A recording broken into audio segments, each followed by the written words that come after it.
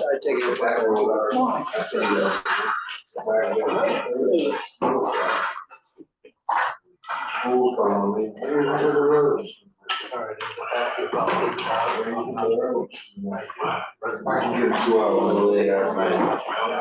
Okay, whatever. I did talk. He's got some concerns. Interesting. Then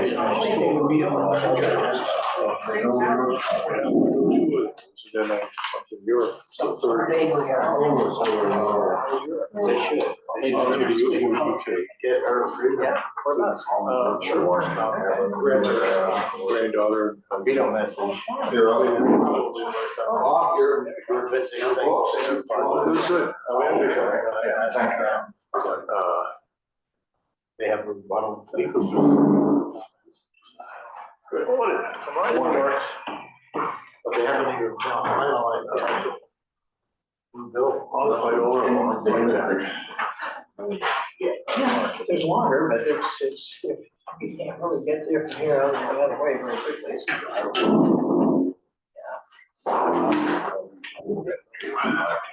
You can pump over and back. Bill? That's always been a one-way ticket on the boat. Good morning. How you doing? All right. Yeah. Looked like pretty nice weather in Florida. We had about half an hour rain, 10 days. Wow. What did you say? I think you're like sardines. It was a blast. Going to New York at the end of next month, and then April parade. I think we're going to Las Vegas. Yeah. In Nashville, October. The James World Tour. That's what happens when you don't do anything for 2.5 years and you have 2 whole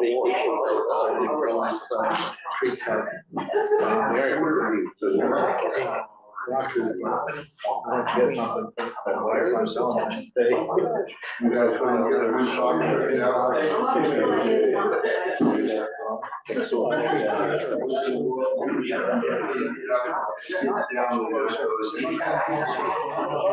know, that's what I feel like too. I don't know. I'll just be a fly. What about the school? I feel like this is the year. Every time I ask. Yeah, from the last school board meeting, I'm pretty sure this was the last year. It does seem like it's dragging along, doesn't it? You were there. So the next conference. I wasn't president of CSU when I was in school, it was 2012. I think it was in the same. Yeah, I worked hard, but she was, I ended on board in 2009, which is when we went into RSU.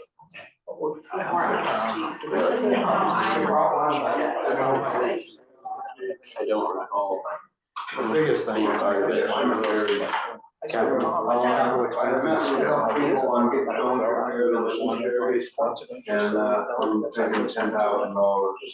many new police cars are we asking for this year? It seems like a pretty good jump. That much sand comes. Yeah, let's keep running that. If we don't send it, Big difference in the parks and recreation, so that's gonna be. Plans on making that another 3 months. They'll sign up.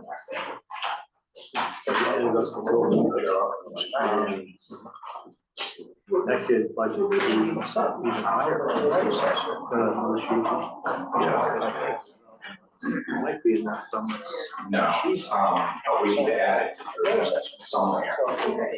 And there's all that. You're sitting here yet? It's all the same as far as we know. Yes. Terrible. I'm good. Yeah. Cool kids. I promise, nobody is. Please. Nobody is. I'm your man. I mean, I was on a. Don't we get a frame? Those are amazing. Where'd you get those? Where did you get that? Getting stuff. You don't have Trees. I know the color of the box. You want, you know the color of the box. You won't tell your wife, she's not watching this. Well, I got her something for Valentine's Day and it was in the pink box. Oh, that's right. Oh, Pam, I like your background, that makes me feel warm. It's just so handy. Yeah. Banana bread is still good. It's the sign of God. I usually bring, you know, M&Ms. But that was unpopular last time. Everybody was on a diet. Is that possible? It's just not possible. Here we go.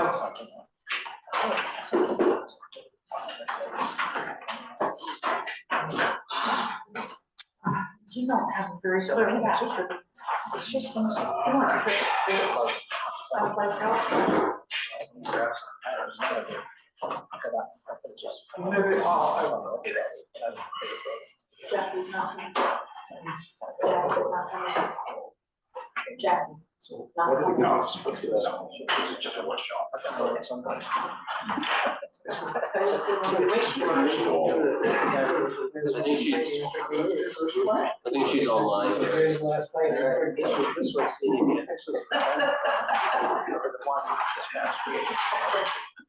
Carrie, I think she's online. Yeah, what? She's not coming. Yeah, so Pam's not feeling well, so she's gonna join us on Zoom.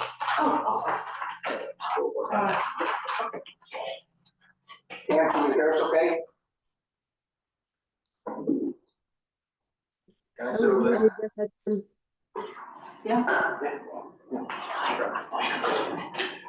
James. All right, calling the meeting to order. Thank you, Terry, for the coffee and goodies. Why don't we just go around real quick for names, just so everybody knows each other. I'm Sarah Whitfield, Chair of the Board. Bill Maloney. James Andretta. Bob Nesbitt. Brian Adams, Marty Fox, Robert Jones. Jerry Heller. Tom Joyce. Yes. All right, and Pam is with us online. And in the back, we have some of our department heads. Rob Lawler from the sewer department. Rick Decker, Airport, Ed Snowden, Public Works Director. Aaron Bean, EMS. Rob Bickford is in Florida, so he will not be joining us today. Dwayne will be here at some point. And I told Chief Heseltine he did not need to be here today. I'm gonna ask that we not discuss anything on the police department budget because we're in negotiations with the union. And I don't want to sway those by having too open a discussion on this tonight, so today, so we'll just kind of skip that one and move on. One thing I would like to say, because it's not very often that most of the department heads and the select board are in the same room at the same time. I would just like to thank our department heads for everything they do for this town. There's not a department head here that does not work well beyond the 40 hours that they're supposed to work and really not get compensated for that. I think if they look at their hourly rate for the hours that they put in, most of them would go to McDonald's and flip burgers and make more money. So thank you for. I also apologize to everybody for getting this book out late. This was supposed to be an easy year for this because I had all of it saved. All I had to do was update some numbers and move things along, but the computer had different ideas. When I swapped my computer from the laptop to my new computer, it corrupted all of the files, and I literally had to go back and pretty much start all over again. And it takes a lot of time. So I would like to have these out to you a few days before this meeting, so you could be a little more prepared for it. And I thought about postponing it to another later date, but I think it's important that we kind of stick to a schedule and stay on track. And And so, we'll muddle through it. Well, thank you, Dennis, you got it. I think everybody did get the figures though beforehand, right? So you've all seen at least what the budget figures were. Yes. Brian, did you get it? I don't know. I didn't find it, no. No, Okay, all right. it's online. Well, anyways, so, what I want to do this morning with the few department heads that are here, we'll discuss their budgets first, so they don't have to hang around all day. I'll just make you guys hang around all day instead. I don't think this will take all that long this morning, because This is just haven't had- round one. Yeah, you haven't had a chance to really digest this, so this is just kind of the beginning. And then we'll have several other meetings where we can hone things down a little bit, so. Keep in mind also, as we go through this, we're still going through our tax fight with Maine Yankee, or I should say our tax negotiations with Maine Yankee. Depending on where that lands, can have an effect on the tax side of this budget. If we end up accepting a whole lot less than what they're currently assessed at, that will affect the taxation rate in some manner. And at this point, we just don't know what that is. Right now, with this year, it's about a $900,000 difference in our tax revenue. We've blunted that a little bit this year by upping our overlay to the maximum allowance by law. So we have $500,000 sitting in our overlay that we raised in taxes this year to help offset that. So if we take a little bit less from them, it won't have a major dramatic effect on our tax rate. We're trying to plan for that, but just bear that in mind as we move forward. I put an introduction in here for you guys, just like I have other years. It basically doesn't change a whole lot from last year. Inflation is still a problem, prices are still up, wages are still an issue. And those are some of the things that have affected our budget this year. Our union contract for most of our full-time employees, other than police department, calls for a 7.5% raise this year. So a lot of our non-union employees are in that same range. I've done 5% for most of our department heads. But you'll see as we get through this, there are some what I call market adjustments that are being made, particularly in the Parks and Rec, because those are much lower wage jobs and they're much harder to fill. But we'll get to that when we get there. I've included in the beginning this chart with revenue. This is where the money came from last year. You can see that almost 71% of our revenue is property taxes, which is pretty high, but I think is pretty typical for most communities. Maine is a state that's very dependent on property taxes for municipal revenue. The next page shows you the synopsis of where the money went last year. The revenue, glad Kim is here because that makes things easy. The revenue for last year does not include any state revenue for the schools. The total expenses do include the tax subsidy for the schools. So the big expense, 90 other expenses, that's the school budget and the county tax. And then some smaller stuff, and that's explained on the next page anyways. So you can see those two things are over 50% of our expenses for the year. And then wages and salaries and personnel.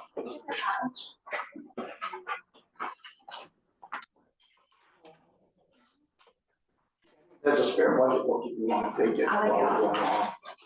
Thank you.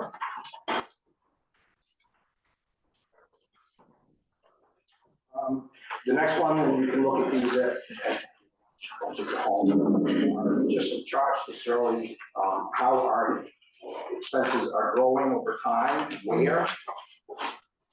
And then there's a breakdown of the budget, the school and the county in it. So you're looking at, when you look at the municipal budget, that's the proposed budget for this year. And you'll see under budget summary in a second how that all breaks down. The next page is just a chart on our municipal operations. These are broken out by account. So account number 10, 40, and 70 are all related to personnel. So 10 is wages and salaries. 40 is insurances related to the workforce, and 70 is employee expenses such as Medicare, retirement, dues and fees, and so on and so forth. And that's explained right on there. The next set of charts break those accounts down. So as I said, account 10 is wages. These are all of the wages in town, full-time, part-time, and salaries. And you can see the growth on those over the past several years. You can see starting in 23, we actually started to flip from depending on a lot of part-time employees to more full-time employees. That was particularly with Parks and Rec and EMS. You know, EMS runs 24/7. It's very difficult to run a 24/7 operation with strictly part-time people. It just does not work. So we are up to 1 full-time director and 3 full-time paramedics, including an assistant director, assistant chief. We found the same with Parks and Rec. We've had to take some of the part-time positions there and convert them to full-time. So that trend from the part-time to the full-time, you can see that across that graph, that you know, the full-time wages are overtaking the part-time wages. There are no new full-time positions in this budget this year. The 2 graphs just show you the breakdown. Last year, how it actually broke out, and what it looks like as proposed in this year's budget. So again, the full-time is taking over the part-time. The next account is utilities. And we have seen some reduction in utilities this year because of the purchase of the streetlights. We now own them, we don't rent them, we converted them over to LEDs. And we are seeing a tremendous savings in electricity because of this. I didn't drop this line too much because we own them and now we're responsible for maintaining them. And I have no idea what that will look like in around a year because we haven't done it before. So, and we'll get to that when we get into the utilities line. Services, you can see the services line continues to climb each year. And there's a breakdown there of what that is. You see a bigger increase this year because of the legal costs related to the Maine Yankee negotiations, and an increase in tipping fees for the transfer station. And those are the 2 biggest lines in that account. Municipal insurance was a bit of a disappointment this year. It had been holding pretty steady. But as your wages go up, your insurance goes up, your workers' comp goes up, your employment goes up, so insurance goes up in general. So actually seen an increase in here after a couple of years of stable and decreasing. Account 50 is supplies and equipment. That's basically the savings was pretty last year, and again in the chart you can see where all of that money ends up going. If anybody has any questions, just pop them up. If I'm going too fast, just let me know. Repairs and maintenance, that's about the same as it has been. Fortunately, we have 2 new ambulances, so we're not going to spend a lot of money, hopefully, on repairing those. New fire truck, our public works stuff is in pretty decent shape, except for yesterday, I guess. So I don't anticipate a whole lot of increase in that. Staff expenses, again, you know, wages go up, Medicare, Medicare tax, Medicaid tax, Medicare tax, Social Security tax, the law retirement goes up, so that's showing a little bit of an increase in cost. 80 is debt service. Debt service is scheduled to rise a little bit this year. We've got a couple of pieces of equipment that we need to buy. transfer station. So that will show a slight increase this year. We'll get to that when we get into the transfer station budget. Question, on the RSU withdrawal, was this the last year? 26. Every year, that's quarter. 22, 23, 24. It's 2026. Other expenses, which I said includes, education. And Karen, I know the last time we had emailed back and forth about this, you were looking at about a 6% request from. Well, the bottom line is 2.5% roughly, and then the impact on the assessment would be about Around 6%. So that's the figure that I've used in this budget. It's around 6%. But you're not completely finished, right? We're not completely finished, but we're pretty close. Yeah. And we presented 5.2% last week, but then there was a question about a subsidy correction, and I got that in, and that bumps it to about 6. So that's the figure that I've used in our budget here, 6%. Where did we save $1 million between last year and, this year and the proposed? Because this year's budget has the $500,000 in our overlay that I mentioned earlier. Actually, right, that's So- what you said. That's not included, and the overlay is not set until commitment time. Right. So that number, the 25 number, that 7.3 million could change.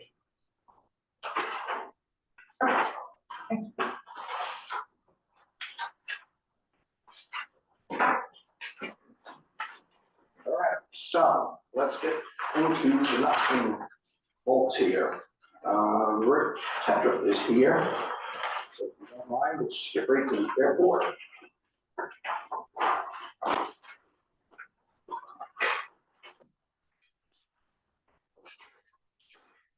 Really, most of the airport budget doesn't have a whole lot of change in it.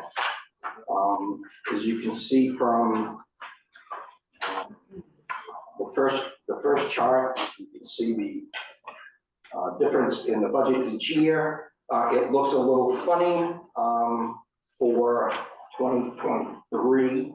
That's because we had some COVID funds from the FAA that we used to reimburse ourselves from some of the expenses. So that's why the 2023 column was a lot less than the rest. It would have been, I think, around 104,000 if we hadn't had that amount in there. So the revenue chart that I have in here does include the property taxes that get paid out there. Well, give you a true picture of where the funds come from for the airport. So essentially, the airport does pay for itself and even makes a small amount of money each year. And then there's a chart showing the breakdown as to where the revenue actually comes from in terms of hangar leases, property tax, user fees, and so forth. That's a bigger picture question. So looking at the, Oh, sorry, guys, the budget summary is in the front. It's your very first tab. That gives you a breakdown of all of the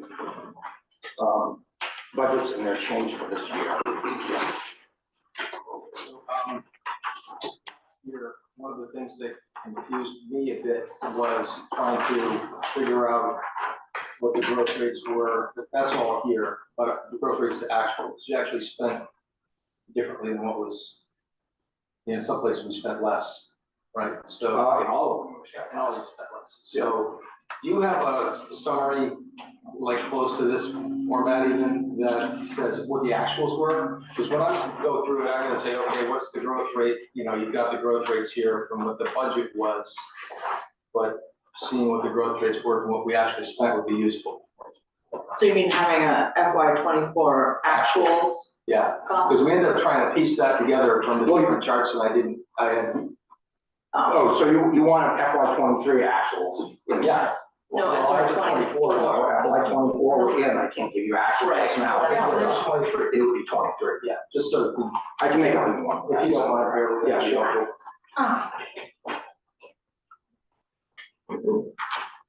I was wondering why the utilities are so high at the airport.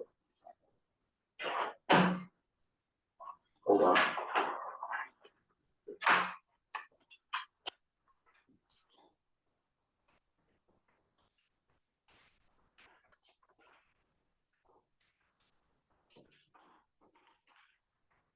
Percentages of home expenses. Well, if you look at 23's actual expenses, and this is in here for you, Tom, actually. It's just not, yes, that's what it's not summarized. Piece it together from the different charges. So if you look at 23, we're almost 19,000. If you look at 24, we budgeted 23. We've only spent 10, but we're not through the winter yet. So heating oil bills are in. And heating oil, we did a little better this year. So we might actually be able to shave a little bit off of that heating oil bill because we did contract for a lot less than what we thought we were going to have to contract on. So we can take a look at that. Is Johnson Control looking at that at all? As a Yes. facility? Yes, they're looking at every single building that we own, including the schools.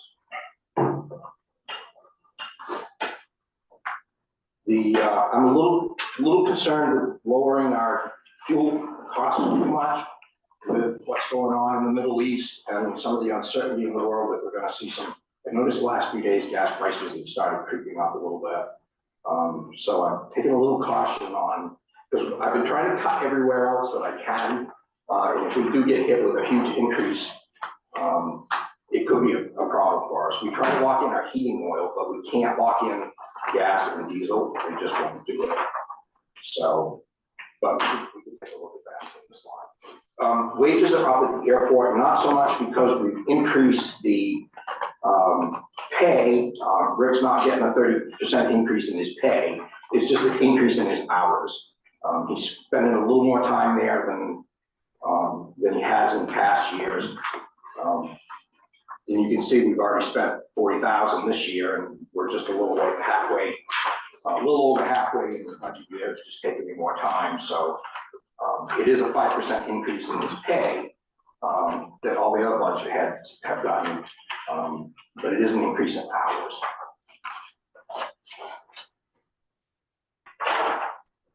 So bottom line on that is about a 7.5% increase.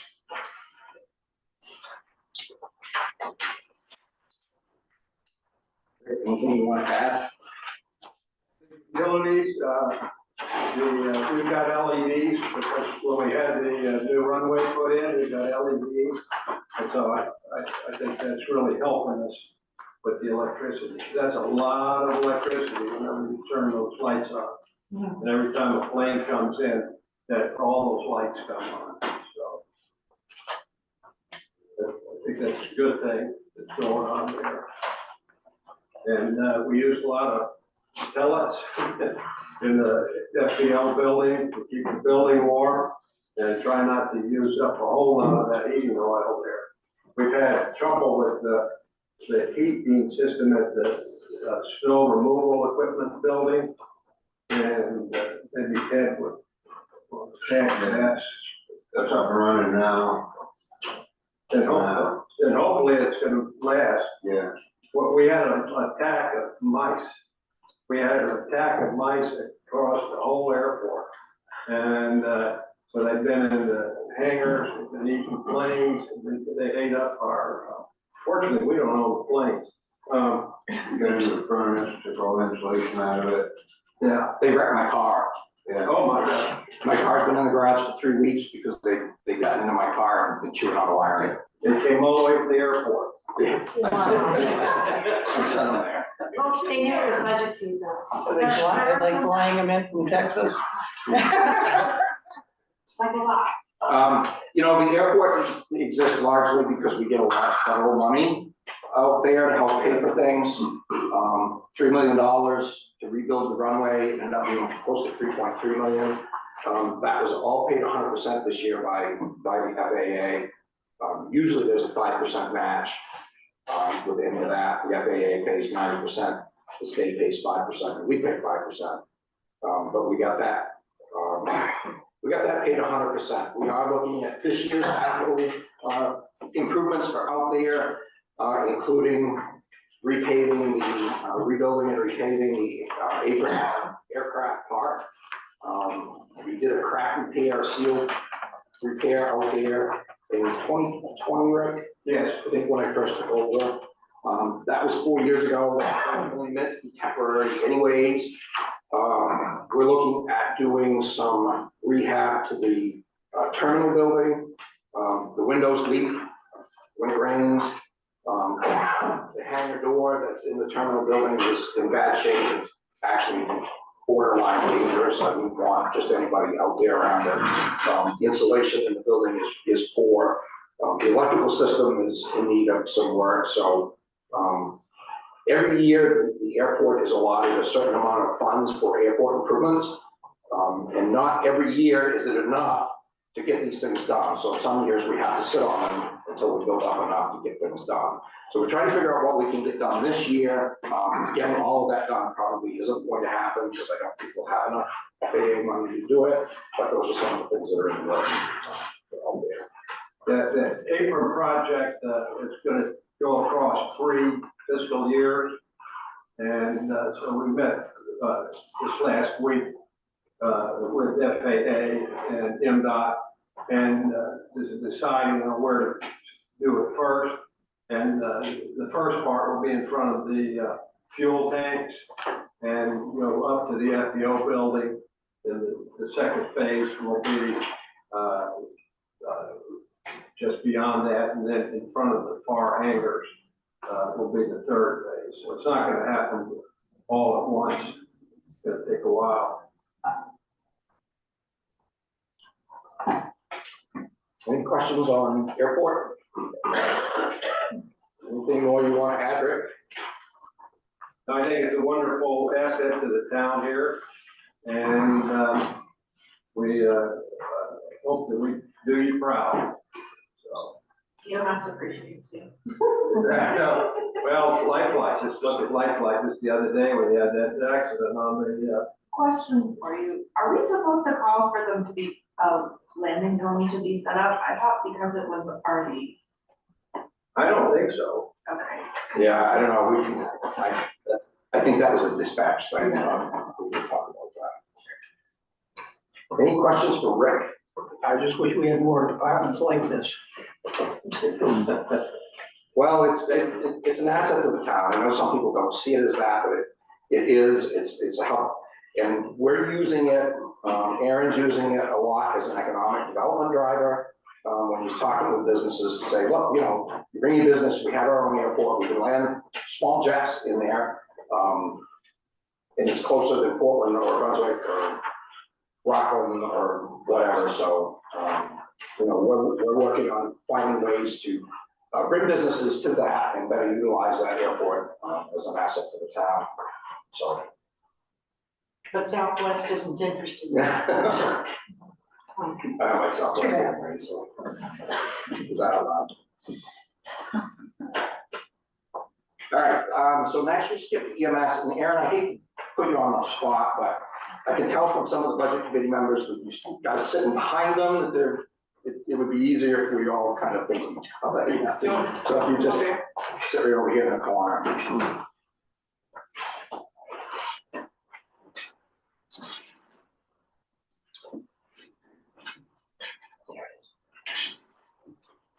So EMS has a couple of charts for you. One shows the growth over a period of years. And the second chart shows you where those funds are going. You see that between staff expenses and personnel expenses, most of this budget is wages. We do have a crew on 24 hours a day, 7 days a week. That's 2 people. And you know, a lot of the cost of EMS, what I say is readiness. You know, is having people here ready to go as soon as that call comes in. And there's an expense with that. And it is a substantial expense. Medical supplies and some of our supplies continue to go up in price every year. It becomes more difficult. You can see where the revenue comes from. There is a revenue offset with this budget. We do charge for services. We do get paid by insurance companies. We are going after people that don't pay. The new collection agency that we went with this year has already collected in 6 months more than the other collection agency collected in 6 years. Wow. So we are recouping some of these bad debts, and some of them are just settling. The bill's $1,000, we take $750 or nothing, so we take the $750. But it is having small impact, but every impact helps. So you can see by this year's proposed budget, EMS would cost the taxpayers $485,000. Again, the increase in the personnel line is not necessarily a big increase in wages. When I budgeted this last year, I budgeted our full-time people to be working 36 hours a week, which would be 3 12-hour days. The shifts over there are 12 hours. Some people work 24. But what we found with the full-time staff is that 36 hours was a bit of a recruitment problem because they could go to other departments and work 48. They like working their 24s. This is just a fire EMS traditional thing that's a hard mold to break out of. And so we rebudgeted it this year. That's why the overtime line is up so substantially, because if they work 2 24-hour shifts, they get 8 hours of overtime built into their paycheck every week. It does, however, mean that our staffing is much more efficient. We're having less problems with open shifts this year than we've had in past years. It's still an issue, but it's less of an issue. And part of that is because of the 24-hour shifts that we have. It covers more of the day. So the assistant director and the full-time, those raises, they're up 5%. I did not up them 7.5%. Over the period of the same time as the union contract was a 20% increase. Over 2.5 years, EMS got a 20% increase in 1 year, a couple of years ago. But they hadn't gotten that increase. But they hadn't gotten it for a while, I get it. That's why I have proposed an increase in this year, just not as much. And now we're trying to get them caught up so that everybody's on the same level for a while. So that's the increase in the personnel. It comes up to 9%. The other big increase, and this is something I want all of you to please think about. And when we get into the capital discussion, we can get more depth in it, and hopefully I'll have a little bit more information. Looking at our capital draws, probably since the thing's been in existence, we've always had that maximum amount that we have by policy to take out of the capital reserve. I think it's 4.5%. Not 1 year have we managed to do that. Every year we take more than 4.5% out of those capitals. And we're whittling that down. Last year we came pretty close to dipping into the original principle that the capital funds were. We've spent all of the money that they make, and now we're starting to dip into the principle. And somehow we've got to try to break out of that trap. So one thing that I'm proposing this year is, instead of some of the smaller vehicles, instead of cruisers, EMS fly car, we don't have any other vehicle requests this year, as opposed to pulling them out of the capital, leasing them instead. Yeah. We do a 3-year lease. It will come out of taxation, but it's a much smaller amount spread out over 3 years, as it is to pull all of those funds out of that reserve account in 1 year. In theory, we should make more money on our reserve accounts than we spend in interest on these leases. Now, I will tell you, I have not liked the figures that I've seen on leases so far this year. The interest rates are really high. So this may not be the year to try to do this, or if we can get a lease that's adjustable, so when rates start going down, the interest rates go down with it. I don't know, I just think that's something that we should at least discuss and consider, and see if that makes more sense than just raiding our capital funds. Because I can tell you right now, the capital request just for paving this year is almost $1 million. That's before I put anything else into it. But we'll have that discussion soon. Great idea. Are you gonna consolidate the leases through like one or two? Yes, so there are several places that actually specialize in municipal leases, that we do get better terms for than just, some of the commercial lease companies. And I've gotten a couple of quotes from them, but once we get into talking about the capital budget in a different meeting, I'll have a whole lot more information on that, but. It might be useful to do what we did like the year before last, where we had a strong man that stretched out a couple of years. You're probably still gonna do that, because you might get a bad lease rate for what you're doing this year, but you might get a better lease rate for what you're doing 2 years from now. Yeah. Think about it over a period of time. This is not a one-time event, right? And so. And there are some variable lease rates that you can get over. Okay, I think, it appears like interest rates have hit their peak. I don't think they're planning to raise rates again anytime soon, but I'm not sure how quickly they're going to come back, as inflation seems to be staying stubbornly high, so. So in the EMS budget and in the police department budget, you're going to see a rather big bump because of those lease payments being in these budgets. So that's what's going to make them look a little bit higher. So anyways, so under the services line for EMS, where it says stretcher service, there's a $20,000 budget that's going to come out. You can scratch that off. What is it? That's a maintenance contract for our new stretchers. So our new ambulances, both of them have these auto load stretchers where there's no lifting for the crew. Anybody who wants to come see them afterwards, we'd love to show them off. They're pretty neat. You just pull the stretcher out. It just hangs there by a couple of arms that hold it up hydraulically. And the legs drop and you take it. And when you bring the patient back, you do the same thing. You lock it in and the arms do all the lifting. So there's no lifting from the crew. But they're super expensive. They are super expensive. They're $28,000 a piece.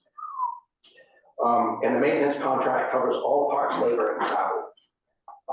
And because they're very specialized equipment, they're not something that we can work on. You need certified tech in order to work on these, and this covers everything, including the batteries in them. So, but anyways, I managed to find that money in her budget this year to do that. So you can scratch that line out of that budget, and when we meet again, I'll update your budget sheets to reflect that change. So that's a 3-year contract, right? Yeah. On the silver. Insurance is up a little bit. We did see a 4.5%, 4.25% increase in health insurance this year. Yes, Pam. I just put it in. I put a question in the chat, but I don't think you saw it. Can you repeat what line number that was to scratch off? People are shuffling pages. It was hard to hear. The stretcher? Yeah. What was the question? Yeah, stretcher service, Pam, I put it in the chat. It's 3075 under services. Okay, great. Thank you. All right, got it. Thank you. Okay, you sound bad. Don't sound bad. I can't, she's smart. Sounds like a teacher on Charlie. And health insurance bounce around a little bit depending on whether we have an employee that takes full family coverage or individual coverage or husband and spouse. And so you'll see that throughout all of our budgets where it kind of bounces up and down a little bit. I get a little bit leery of budgeting for a single person for health insurance. So we use my own, the administration budget, for example. That budget's mostly labor, mostly salary. There's not a lot of wiggle room with anything else in there. And the difference between a single plan and a family plan is about $15,000. So if I budget for a single plan in administration and then I leave and you have to hire somebody that takes a family plan, you don't have enough money in your budget to cover it. You don't have to figure out how you're going to do that. So I get a little bit leery, especially with some of like the transfer station and some of the budgets that we tend to have a little bit of turnover in being in budgeting for whoever had a family, single plan. Now the next guy comes along and takes a family plan and we've got an issue. But I kind of look at some of these insurances again and discuss with the department heads how likely that employee is to stay through the whole year and maybe find a place to shave it off. Supplies and equipment. We used to be able to get our supplies from the hospital. but the hospitals are withdrawing that because they're not making enough money with their emergency services. So they're not allowing us to take the supplies like we used to. And a box of needles to start IVs for only 25 is now up to $168. So to start an IV, it costs us roughly $68 per IV. So, and we're not allowed to charge the insurance company for that, unfortunately. So if you have somebody that's good at doing IVs, You're fine. you're fine. If you have somebody that's not good at them, You're wasting all kinds of money. and some people are just hard sticks. I know, I've been there, I've done that. It's like you try 5 times and you're like, and now you're trying to remember to try 5 times. Oh, this is costing us $300. Yeah. I can't convince the crews of that though. I did try to shave in a couple of places where it looks like we've been over budgeting, for some things. We cut the gas down a little bit. We're not, we haven't spent as much this year, because gas prices have come down considerably since the last budget that we did. However, that backdrop of, you know, the possibility of gas prices going up is still there. So I don't dare to shave that down quite as close as we maybe could, because we just don't know the volatility on that. Repairs down a little bit because we don't have old clunky equipment to try to take care of. And staff expenses. The training line, I had cut the training line because we haven't been spending as much on training.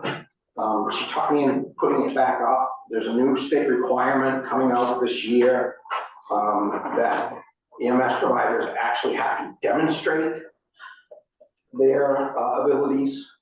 So I think our training line will go up a little bit as we have to bring everybody in and do a skills assessment on everybody every year. So what that means, we have to pay them to when I come in. Oh, wow. And then, so that's why even though the training line looks like it's been underspent for a long time, that's why I've left it where it Is that is. another one of those unfunded state mandates? Yes. Yeah, pretty much. Well, and the thing is that they say, oh, well, you can use these resources, but unfortunately, there's so many of us that are vying for these certain resources that's just not working. So like this year, I purchased an airway head because we got video laryngoscopes, so we actually have to prove ourselves on those every 3 months. The CPR machine, we have to prove ourselves on that every 3 months. Those are the mandates for keeping those on the trucks. So I have to have certain mannequins, certain things, and we actually need to think about investing in a better mannequin, because the one we have is from like 1989, and he doesn't really have many things that he can do, but, Other than scary. other than scare, when he comes out of the office. He doesn't have a good place to live, so he sits in a chair. Well, that's another conversation we'll have here in a few minutes, is about space, so we'll get to that. Couple of new items this year, we did have to do some new copier. The EMS copier was there even before I came on board, so that copier is probably pushing 8, if not 10 years old. So there's a copier lease. We are gonna keep the old one, the crew. We moved that one out into the crew room. And we increased, so you can see where I added the vehicle lease. That's kind of a guess right at the moment for an amount, but I think it would be reasonably close. So, yeah, so that's a 13% increase. And the fly car has shown its worth over the past 3 years since I've gotten it. The low cost one that Maine Yankee was willing to help us purchase. So now paramedics, we can have paramedics on call, so we don't have to worry about having full paramedic crews, but we'll still have paramedic able to respond to the calls, so we won't have to be charging $800 if CLC comes to help us, or $700 if MC1 comes to help us. So it's one of those cost saving things. Yes, it kind of has a little bit of a cost, but at the end of the day, it will help us tremendously. And Dennis uses it to respond during the day if the crew needs it, or. Yeah, so remember we bought this car used. This was kind of an experiment that we did. That year didn't cost the taxpayer anything, because Right. Yankee actually donated the money for that. And they remind me of that once in a while. It was only $5,000, so. But it has proven its worth. I use it quite a bit. You know, I'm here during the day. If Aaron's not here and we don't have a paramedic crew on, I can just jump in the car and go. And I do it all. And as she said, you know, some paramedics are willing to go on calls at night, they just don't want to be here at the station all night. So now they can take the fly car, they go home, if they're needed, they jump in the fly car, out they come. And it's working very well. So as Aaron said, I think, you know, the cost is the cost. It's either, I think it will either work out to be a wash or may even actually keep our revenue up. Because we don't have to pay for mutual aid. There was a time when it was mutual aid, you didn't pay for it, and everybody was happy to do it. That just isn't the case any longer. $800 sounds like a lot of money, but I know there's towns elsewhere that are charging a whole lot more than that. Rockland charging $1,500 if they have to send their ambulance across their city line to another town. So in the end, this will save us, it'll save us some money and not make us a loser. So I think it's a good investment. When we transport someone from another town and the bill's not paid, does that town pay the bill or do we get stuck with it? Right now, we get stuck with it. Now, we factor that into the contracted towns that we have. So Dresden, Alna, Westport, that's kind of factored into the subsidy that they pay towards what we do. At least enough to cover our costs. So if we don't get paid, they don't pay for it. But if we do like a mutual aid call to Woolwich, no, we don't get paid for it. And likewise, they don't get paid if they come here and get stuck either. And they come here when we go there. So, but I mean, there are some places that are charging accounts.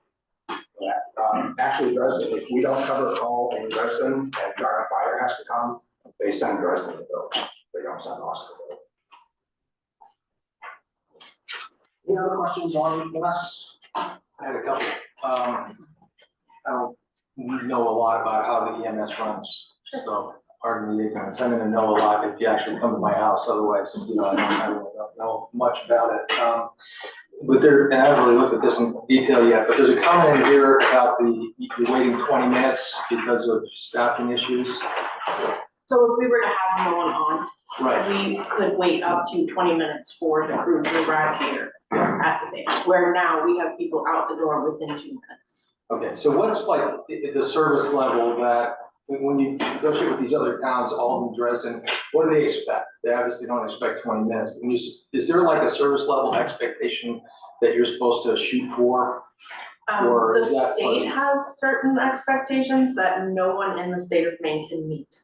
Yeah. Because we are a rural state, and we're technically. Between you and the other towns, if we show up 20 minutes late for everything, eventually they're gonna be concerned. Well, we're not late, that's the In thing. 20 minutes. So because of the distance that we're traveling, the type of roads that we're traveling on, the vehicles that we're traveling with, like, we're not as quick as if we had little tiny cruisers to get places. So it is a little bit more arduous and hard to get people to the calls, but we do it.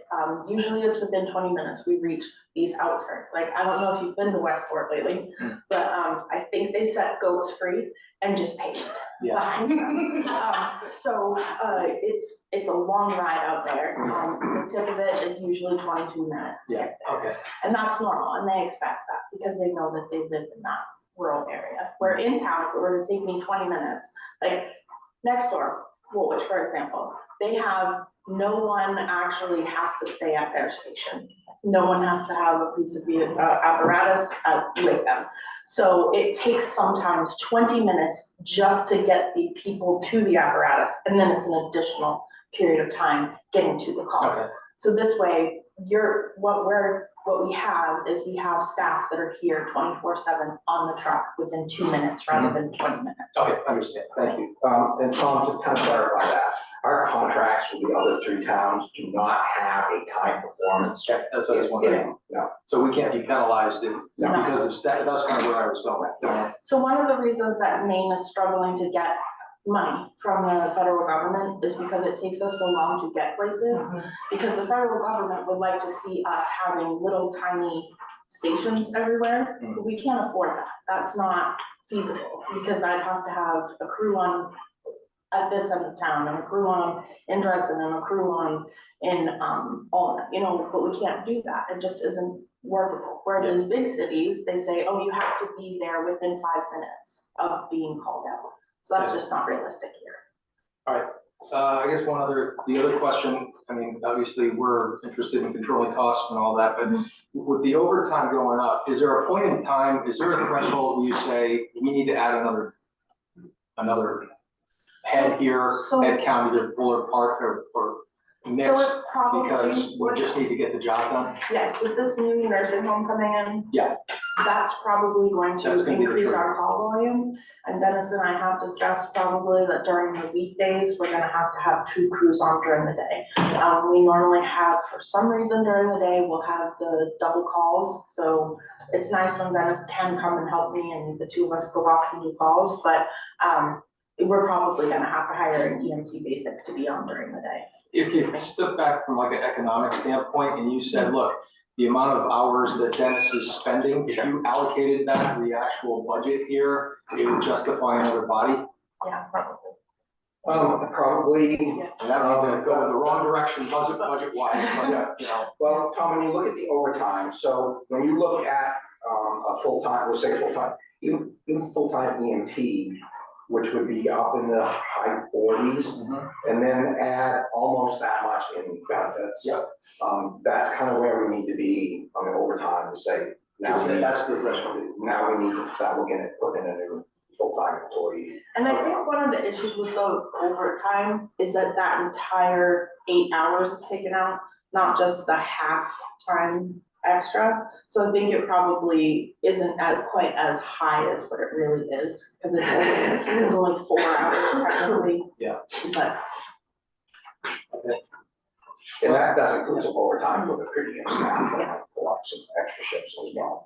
So it's not just the full timers. full-time staff. So the upshot is this year, it's covered, you're comfortable with the level of staffing you got in this budget to do the job, even with the. I'm nervous about the new nursing home, I Okay. cannot lie. That's not something I'm allowed to talk about. No, but that's not where I'm going with this. It's not a nursing home. Okay. It's a senior living center, so there is a difference here. You know, a nursing home is people that they have full-time nursing staff. These people have medical issues that they're dealing with all the time, and that's not necessarily the case here. It's senior living. Now, having said that, it's senior living. Seniors can be called the ambulance more than the rest of us. So I'm trying to be. So whatever the thing is, there will be an impact. There will be an impact, I'm not sure when it's actually opening. We won't see it in this budget. Okay, So that's I all. do believe that next year I will be asking for. So next year, we might be looking at that threshold, you might keep that in mind, because we've got another event. Chuck also might drive more revenue for us, to pay for it, but that's a year out, you're saying. Yes. And if anybody hasn't been up by there, really take a ride. They're going gangbusters on that new building out back up there, it's going in like crazy, so. The senior living near me, I occasionally see the ambulances going by. Could be just someone fell and we gotta pick them up too. We do that a lot. The gravity turned on the other day. Yeah, the other day, there was a gravity shift, and I don't know how many calls we had just with the system one day. I think it was 6 in one shift. And bear in mind that's a service we provide that we do not get paid for, insurance will not pay for that. And there is a cost associated with that.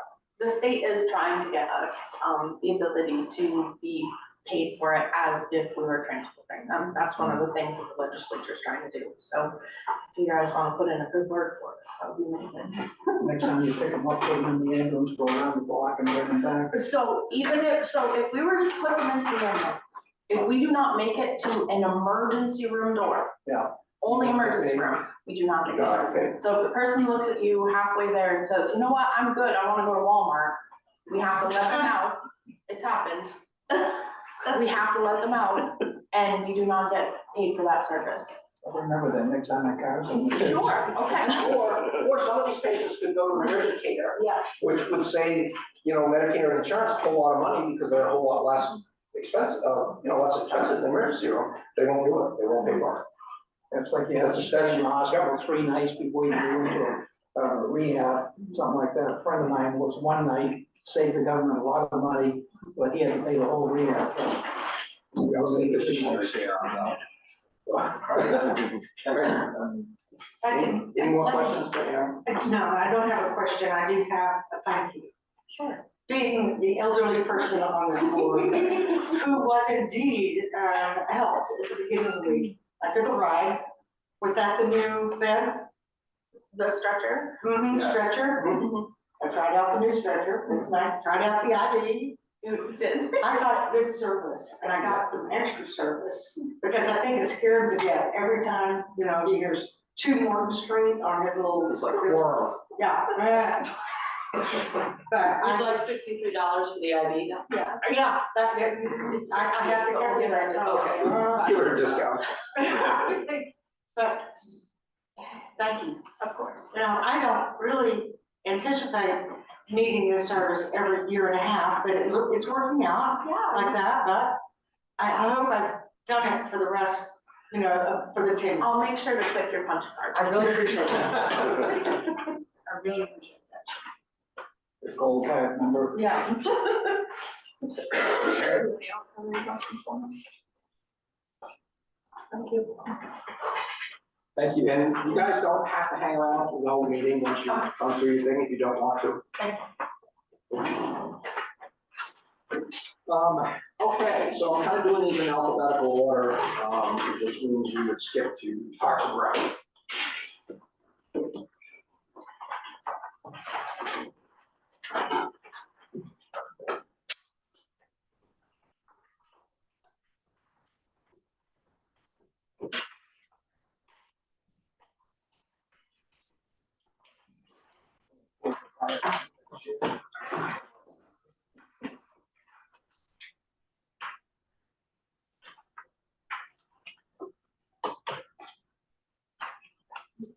Find it, Brian? I'm getting there.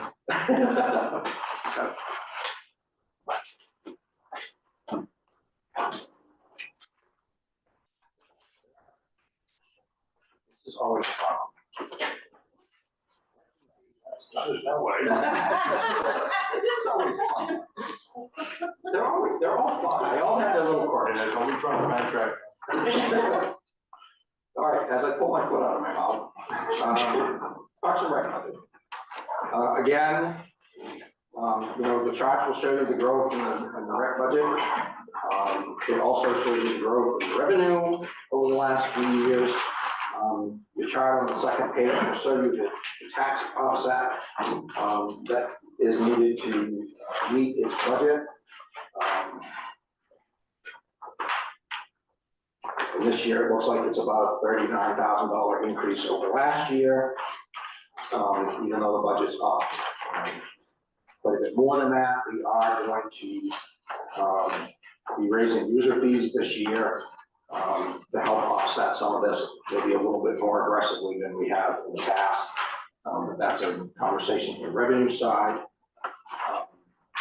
And there's a chart that also shows you where the revenues come from in terms of memberships and programs and all of that. So the personnel line is up 8.5%. There are some changes in here that are worth noting. Our facilities operations director, who was Bob McDonald, he retired last year. We did not fill this position last year. We did not budget to fill that position this year. That doesn't mean that we automatically saved $57,000 in this budget, because some of his duties have to be performed. And so Dwayne has taken some of his responsibilities and assigned them to some of the other full-time people that we have here.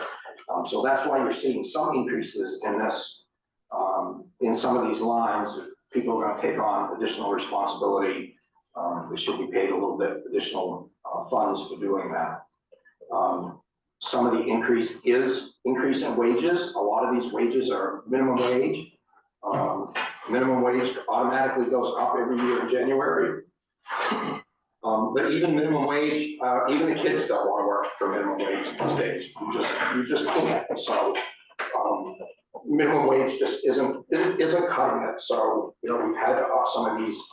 I don't know what minimum wage went to, 14.50. You know, we've had to up some of these wages into the $16 an hour range, in order to even try to get people to come to work. So there is an increase in hours in some of these as well, so that's why you see, you know, you see an increase in, a drastic increase. It's not a 60% increase in somebody's pay. And Dwayne has a better handle on this than I do, so. Some of those increases are based in use, either program use, full use, like lifeguards. You need so many lifeguards on, so for so many people in the pool, so you have to have it adequately staffed. Summer counselors, ASA counselors, you need to have so many counselors per number of students that are using the program. So it's, a lot of it is based on user. So if your numbers are up, you need more people to work those shifts. You need to have the money available to pay those people. That's why the budget is where it is. And if you look specifically at Dwayne's salary, which is showing a 14% increase, and you recall that I said earlier, all the department heads are getting 5%. I put Dwayne down at 5%, but in looking at what other towns pay their parks and rec directors, you know, we want to be competitive in the market with what's going on out there. And I do this with EMS, and I do this with fire and public works. MMA publishes a salary survey every year. I look at that salary survey every year to see if we're in line with other towns in the area. Parks and Rec is a little different. It's pretty easy to take a police department job, police chief job, and say, we're in line. You know, the police chief in Portland makes $130,000 a year, but he's got 150 officers working under him where we have 5. So obviously we're not gonna pay a police chief $130,000 a year. Funny story to go with that though, because I told you guys that a lot of my spreadsheets and things get messed up in the computer transfer. I had an issue with the police department budget, and I couldn't figure out what was going on until I realized that the police chief's salary had changed to $520,000 a year. Good deal. How that happened, I have no idea. But it took me a while to try to figure out where this huge increase was coming from. He doesn't have your password. He might have changed it while I was gone, but anyway, so that's kind of where I gauge things. So that's why Dwayne is up a little bit. It's kind of a market adjustment for the position. I didn't start it out that way, but. Well, the other thing that goes along with that is a lot of parks and recreation do not have a building that they're also managing. They're just running parks and rec department. So having a community center on top of that is a little bit different. So that is why And it does make it difficult to do that apples to apples comparison, because a lot of towns don't have that. A lot of towns, parks and rec, don't even have a community center period. Right. So that's where that's at. Utilities about the same. Services up a little bit. Refresh my memory, Joy. Oh, the contracted line is up because my rec program. So that's a switch. That's an internal switch. It was being done under recording fees, which is not where it should be. So that's why that line is dropped dramatically, and the other line has gone up dramatically. And then the equipment rental, I think, goes along with increased use of the facilities and some of the programs that are going on there. Health insurance up a little bit because of the cost. And again, you know, we have some people that take family plans and some people that don't. Supplies and equipment, about a 10% increase. Maintenance is about the same. Staff expenses. We tried to shade where we could there a little bit. We cut back on some of the dues. We cut back on some of the cost screening. We don't have to hire full-time employees. We don't have to screen them anyways. So we try to shave off where we can there. So an overall increase of about 9% in the Parks and Rec budget. Like I said, you know, we'll get into the revenue discussion at some point, but you can see it in the chart that's already in the end that we anticipate the revenue to increase to $715,550. So the impact on taxes this year would be about $39,000.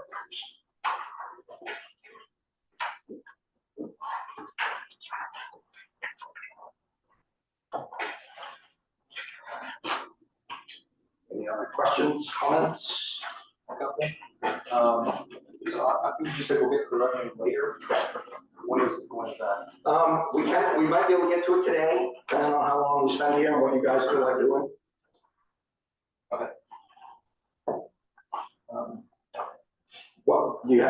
What's your question on it? I guess, so breaking it out then, it looks like, from your chart, you got like 16%, no, 2.4%, it's like 16K coming from Alma and Westport, is that what it is? Westport, Alma, and Dresden. Westport, Alma, and Dresden, I'm not So, counting them all up here. Tom, you skip over to your revenue, you have a revenue tab in the back, you skip over to that. And you can, that's one of the discussions revenues as we go along, that's fine. Okay, that was supposed to be. So the revenue, So you got 15,500 coming, proposed to come from Alma, Westport, and Dresden. okay. That's how I, this, all right. Now, but last year was a discussion about getting more revenue, getting more out of the other towns in order to cover costs. What's been kind of the trend in terms of? Not as far as it's a community partnership. Yeah. That was built, to basically reduce the standard rate for these out of town people to become members of the community center. Yeah. There is no, it's not similar to the EMS, it's not similar to the transfer station or anything like that. It was something that was built in-house, to basically try to get these towns to buy in. I have put it out to a number of other towns as well, but I think it's a very, I've had some towns already question the 5,000 because they'd like to keep it in-house and do their own thing in their own town. So I've had to show how many members are actually coming from that town, how many it's actually benefiting, how much better benefiting them as a town to be a community partner. So I don't think I can really increase it a lot. Okay, so the $16,000 for the slices that are shown as coming from those towns, are those the payments from the towns, or are those like fees paid by the people? Okay. So if you broke it out, Fees are on top of that. was that? Fees are on top of that. That's what I was trying to get.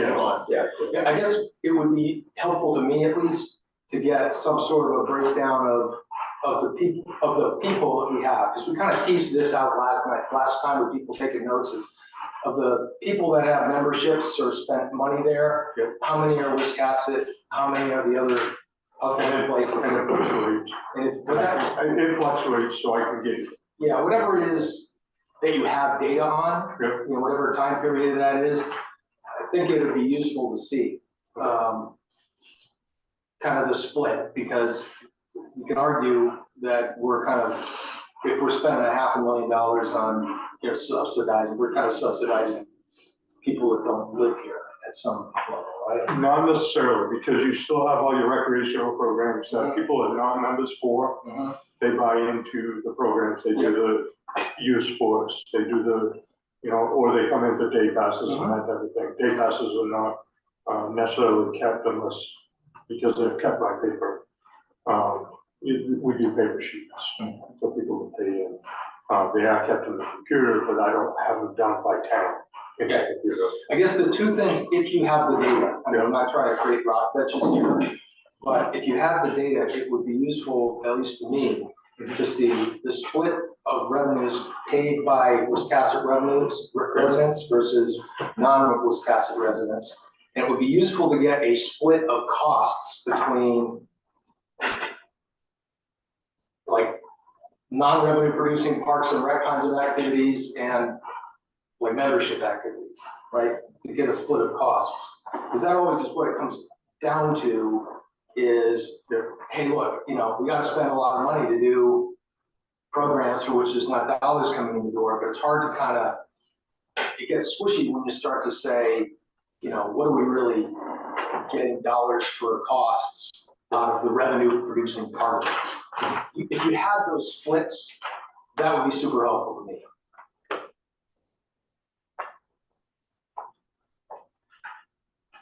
Any other questions for Dwayne?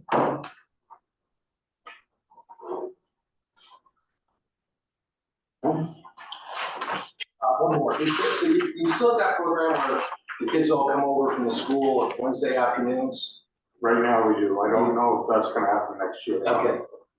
We don't, there isn't like a revenue paid by the town for the school. Yes, the school reimburses us for that. Yeah. So is there a line item here in the revenue that says here's what the school's pitching in? Yes. Yep. Where's that?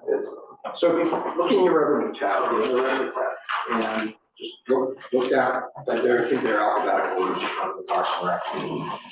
I believe it's around 70,000. 7,000, and that's. It's the after-school / vacation plan, camps / early release line. And it's also slash grounds, because that, some of that money is also reimbursement for doing grounds. But as he said, you know, we're not sure, and Kim has already brought this up, and, you know, that revenue may not be here this year or may not be as much. This But year. there is, you do get paid, it's not just, they send the kids over and, Yeah. It's a reimbursement. It's close to $40,000 this year, and it comes out of federal grant money, and that grant's going away. And, but that doesn't mean that we're gonna eliminate our early release days, and there's a better than even chance that if we continue early release days, families will still need care for their kids. Then the burden will be shifted from the school department to the family in some percentage, I don't know what yet. And it probably Also, wouldn't be, there's the opportunity for more grants, like these federal grants come up every 3 or 4 days, there's another announcement in my inbox. lucky you. Thank you. The town could hire somebody full time just to do grants, to, you know, municipal grants. We and really school should grants. talk And yeah, we probably should. Pay for itself. And really, We probably would. yeah, Because there's they like are, sometimes they are we want to- incredibly time consuming. I don't think people realize when they say, well, you know, go for a grant for that. It's, no, that's easy, just go for a grant for that. No. There is nothing easy about these grants, particularly federal grants. They're very complicated, they can take a lot of time. Yeah. So And then once you accept them, you have to do them, right? Like, Do the stuff, you have the compliance, you have the reporting, and then if the grant's over a certain amount of money, 750,000, I think, you have a single audit that needs to be done. It's time consuming. Well, it's taken me 3.5 years to replace a culvert, playing around with various grants to get the money to pay for It's that. not easy getting your money back from the government. They take it, they take it easy enough, they don't give it easy enough. Okay, no more questions for Dwayne? Anything? No? I'm good. No, but you can go anyway. Thank you. All right, like I said, we'll watch the police, so next is the public works transfer and cemetery.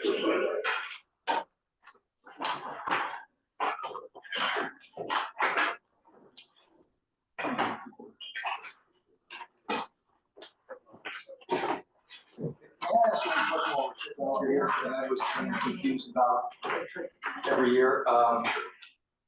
If the town, we put the budget on the warrant and the town votes against something, it votes against it, what happens? There's a question on there that allows us to spend 3 months of the previous year's budget amount. Yep. So we have time to figure out what, if anything, we're going to do. Right, so if you said the town voted against animal control as just an example, but you're not gonna eliminate animal control, and you'd have to go back to the voters. So it basically goes to a special meeting or Yes. another, what is the process? It's 3 months, you can keep going. What actually happens? You say, y'all voted against this, now we gotta have a meeting, we're gonna represent a different plan, or is that what happens? So depending on what budget it might be, Yep. I mean, if it's animal control, maybe we don't redo it, maybe we just bring it in-house and run something like that. But the SRO budget failed one year. And so having that 3 months gives us time to get out to the public to say, okay, what didn't you like about this? Normally, it's gonna be the dollars and cents. I think sometimes with the SRO, it's just the position itself. But normally, it's gonna be dollars and cents. So what didn't you like about it? It's too high, is gonna usually be the answer. And so what out of this budget do you want us to eliminate? So if the police department budget fails because the amount is too high, what do you want us to take out of here? Do you want us to eliminate a position? And here's the consequences that go along with that. Do you not want us to buy new cruisers? And here's the consequences that go along with that. You know, given that like the EMS and police department budgets are largely labor, and even Parks and Rec is largely labor, what level of service are you willing to accept and pay for? What are the trade-offs? Now, how does that conversation actually happen? So I don't know that it hasn't happened here, but my suggestion to the board would be if a budget fails, have a public hearing, have people come in and let's talk about this and figure out what it is you didn't like about it.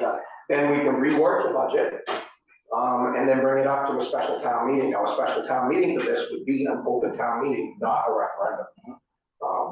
So that the time frames are considerably different. And then, was it your budget one year, right? We had an issue with. Yeah, when I we first did, took over. misprinted. It wasn't written correctly. The article wasn't written correctly. It wasn't that the budget failed, it was just the warrant article wasn't written correctly. And so we had to go back out and reappropriate for that. We had a special town meeting. 151 people showed up. Yep. And normally at a town meeting, you're lucky if you get 12 or 15. So that would be the process of the budget fail. Thank you. They haven't always had that question, you allow 3 months in the year. If that fails for some reason, and budget fails, Then you're done. from July 1st, it's just done. Yeah. Shut it down. Cool. Okay. All right. Public Works, sorry. I just wanted to add that it's different for the school budget. The school budget has a different set of statutes. And so if the school budget fails, we go back and do it again. And if we don't have an approved, but over and over until we get an approved budget, we don't get an approved one by July 1st, we automatically revert to the prior year's budget. Maybe we could get you a T-shirt that says it's different for the school budget. As long as it's red and black. Thank you, sorry, Ted. It's okay, all right, so Public Works budget. The labor line on Public Works, personnel salaries, don't show as big an increase as some of the others. Two positions in the Public Works Department are paid half-time, and the other half is paid through cemeteries, because we put 2 people on the cemetery, mostly in the cemeteries in the summer. What I did this year to help out with the Public Works budget is I took the 2 most expensive employees we had and shifted them over to the cemetery in their salaries, because that's coming out of the cemetery trust funds. That trust fund makes money every single year. It's got $2.5 million in it. We'll probably never certainly spend it in any of our lifetimes. And it can handle it a little better than the taxpayers. So I made that shift over there. So that makes the salary increase in Public Works a little less. Same with like your Medicare and retirement. That shifted some of that cost over to the cemetery budget. Real big, again, we've gone through these a little quite carefully, tried to shave down where we could. Water use looks like we've been over budgeting a little bit, so we cut that. Same with the sewer. Gas basins, I think we've kind of been over budgeting a little bit, and striping, so we've cut those down. Tree cutting, we put up a little bit this year. We get more storms, we get more tree damage every year that needs to be done, so we have to be a aware of that, though, with some of these storms, we do get reimbursed by FEMA for our costs. So we track those pretty carefully. These last two storms, I don't remember what we submitted, but it was several $1,000s to help out with the cost of tree removal and whatnot, so. That's where that's at. Again, the health insurance is up because of a new employee that's taking a family plan, and there's an increase in health insurance anyways. You'll notice the salt line is up and the sand line is down. We're using more straight salt than mixed with sand. We find that it has better results. As Ted has said, a lot of these storms we're seeing more ice than snow. And sand doesn't really do a whole lot for some melting ice, but. And also helps us on cleanup. And we don't have, so that even reduces some of the springtime expenses of having to do. But that's not saying that whole budget, we could kill that in next month, depends what the weather does, so. Yeah. A gamble. So that's where that is. Our buildings and our equipment are getting older, so we anticipate maybe a few more repairs this year. And then the staff expenses, which I've kind of explained already. So public works is up just a little over 4.5%. I think that would help. No, that's, I'm all set. Thank you. Want you to spend the money. Any questions on public works? Nope. The things that, we are missing down at the waterfront, down here, all the under part from the, I call it the boardwalk, the sidewalk, whatever it is, everything gone under there. We're gonna replace it after we get money from FEMA, or? I hope we can replace it. I don't really know that they're actually going to let us replace it. We just had a recent conversation with somebody about, because I wanted to put a seawall up down around there to stop that. Yeah. And just had a conversation recently with somebody that said, well, they're not gonna allow you to do that. You have to put in a living shoreline. I'm like, just how am I supposed to do that? So. Wow. We'll see. Part of the issue that we have down there is finding somebody that actually can come in and tell us what we need to do. We did go out last year for an RFP to look at that, and they came back at astronomical numbers that we just didn't have money budgeted for. And part of what I was hoping the climate team would be able to do was be able to secure some of those grant funds so that we have some money to get down there and figure out what we're gonna do, not just in the waterfront, but along. Yeah, that's start from crew repair all the way to White's, that whole shorelines get problems. You know, there's much larger problems looming there, so. Okay. Being the liaison for that group, pass it on to me, because I could have been pushing them in that direction. Yeah, well, Aaron and I had a meeting with Cassie last Friday. Yeah. About some of this, Yeah. Cassie and Tree, and Aaron talked with Cassie again on Thursday. Yeah. About pushing this up to the top of the list. Yeah. Of some of the things that they've come up with. Okay. And that really was the whole reason that I kind of pushed, kind of brought this climate thing together anyways, was because of the issues that we're having along the shore and down the waterfront, and have people, a group together that can work on those. I'm happy they're finding other things to work on as well, but I think this is where the priority should be right at the moment. Yeah, well, especially after those storms, I suddenly focused on the things that really need to be done more immediately than now. You know? All right, thank you. All right, so then we'll move to transfer station, because Ted also oversees transfer station.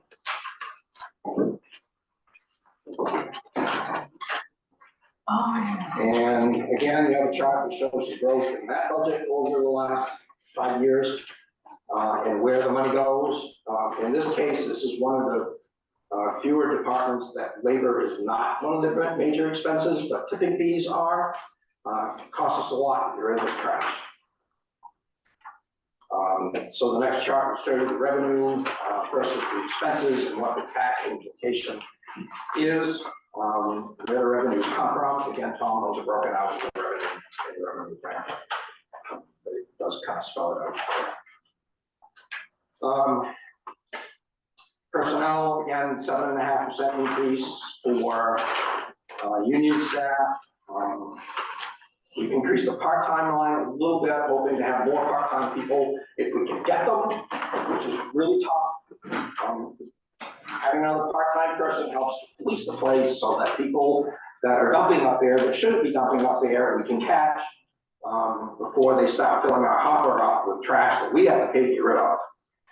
So another part-time person, which I think would pay for itself in just that respect, but it has been really hard for us to get and keep part-time help up there. Why, add anything to that? No, it's, personnel is gonna stop it, that's, you know, what they're gonna do, since the guys there now, they can't be everywhere at once.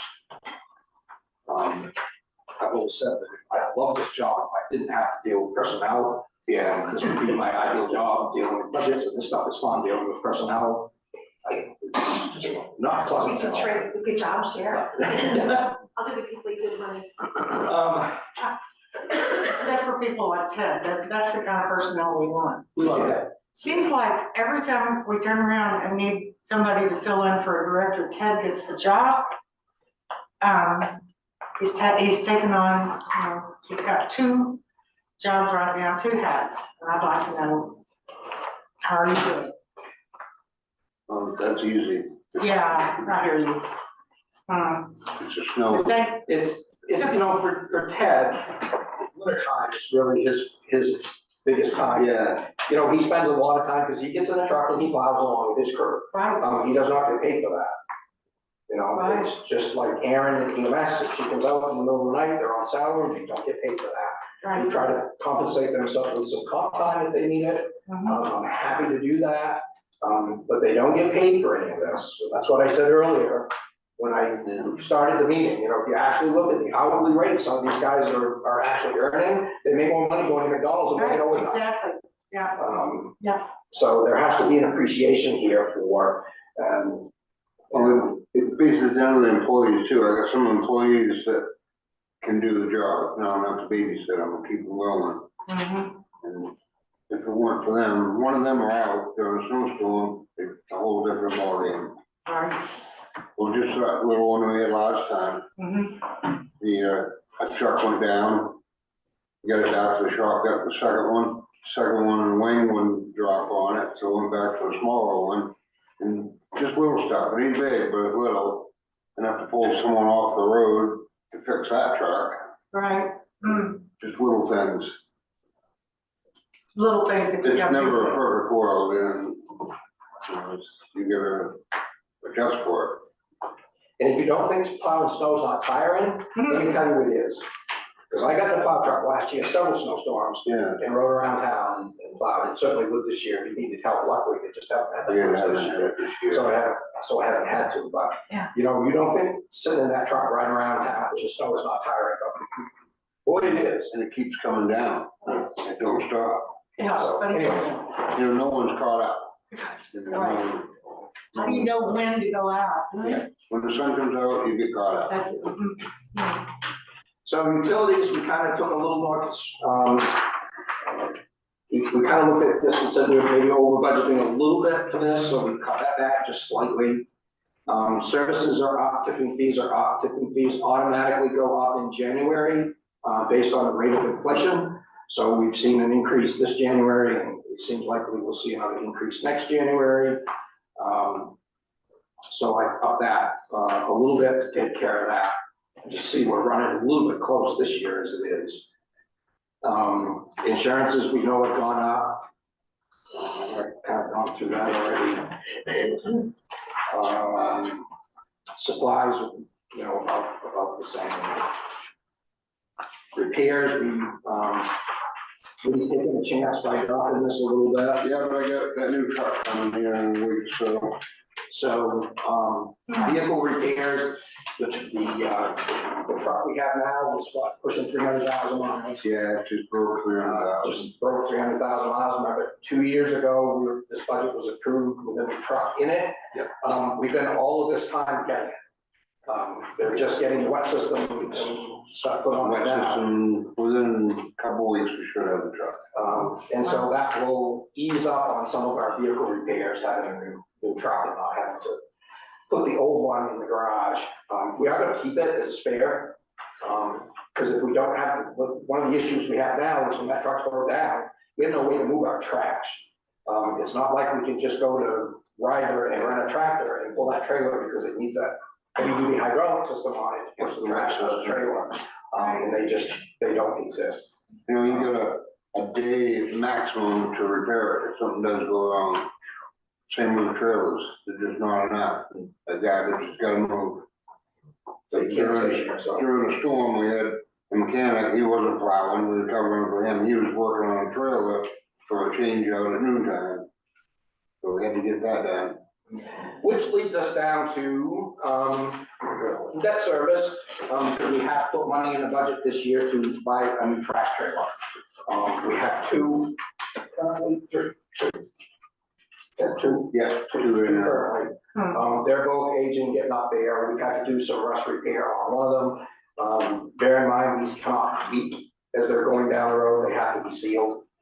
So rust does not allow them to be leak-proof. And as Ted said, if it goes down, we're down to one trailer. If it's down for a day, we have no place to put trash. The one is always in use on the patio, the second one's on the road. So there's a window in there we try to make to get the repairs done. So if you have two good new trailers that don't require a lot of repairs, we can make that work, but we're getting to that point where that just doesn't work any longer. One of these trailers is almost over 10 years old. Yeah. So I have put budget in there for a payment on a trash trailer. And remember, we generally, for equipment, put them in this budget because this way Alma and Westport also get a portion of the debt service because their bill is based on the total of the transfer budget. So that means Wisconsin's not paying 100% of, they each pay about just a little under 14% of this budget, so now they're each paying 14% of the cost of the debt service on this trailer, so. I was wondering, is there any coordination between our town and the county? Waste stop, they're right next to each other there. Yes. There is, they take care of a lot of our recyclable right now. See, I don't have the manpower up there to, well, nor the truck or trailers to haul it. If we did recyclable, like say plastic milk jugs, you would take the manpower to bail them, you know, and then get a truck full. And for the price of it, it's not worth it for us to do it. So Lincoln County will come down and take the container and give it for us. They're making money on it, but that's what they do. They get someone that bags it and processes it, moves it. Not sure what the money is on it. We've done the work on it, look at it, and we need more manpower, which would kill our profit. I was thinking like a backup truck or something if you're down. They have a system. No, different system. They have a roll-on. They have roll-ons where we have to trailer. But I do work with them in a lot of other aspects. Speaking of recycling, are we ever going to have single stream again? That's all, that's fiber I right. know that's just. If fiber right. Oh, that's such a mess. Yeah, really is. If Fiber Right opened up, it's a facility where they separated all the garbage and all, everything to it. We had got into a contract with them. Yep. So they ended up folding, closing the doors, so. They're trying to reopen it. They've been trying to find an operator now for at least 5 years. It's just hard to find, it's hard to make it profitable. Because there's not a whole lot of money in recycling anymore. You know, now that China's not taking a lot of the stuff and a lot of countries aren't taking any of the stuff, it's not as lucrative as it once was. I would say lucrative, because it's not lucrative, but there's no money in it. You know, we're trying to do this so that it's not costing us money. With Lincoln County, because they take a lot of it. They're not trying to keep most of it out of the landfill. Just to get out of it, so it's not going in the hopper and going out to the landfill. Yeah. I hear you, spend half my time at home telling my son, it's a number 3, it doesn't go. Yeah. And it's real confusing to a lot of people. So a lot of times I just, in trying to explain it, I just have them throw it, and then when you guys get some slack time, They do it for us, yeah. you know, it's, Yeah, Dennis, can I ask you a question? Maybe you covered it already, but the number of these EMS in here, I didn't get it, the retirement's up a big chunk. Why is that up so much this year? It should be up more than, Well, well, with some of it, it's like with EMS because of the change in overtime. Okay. Because all of that is subject to retirement. Yeah. And it's at a higher rate. So higher overtime time drives higher retirement. Yeah. So I'm not sure, that might be a typo in the transfer budget. because Yeah, so that's a big chunk, I mean, that's like a third of your increase. So So that, that can look out of whack. And you're 50% on EMS, and that makes sense with the overtime, but that doesn't make sense here. well, at least, Maybe it does make sense. it doesn't, I just understand it, so. again, you know, the spreadsheets, I hear you.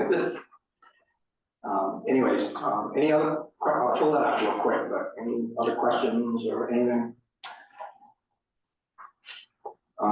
So then we'll jump back to cemeteries.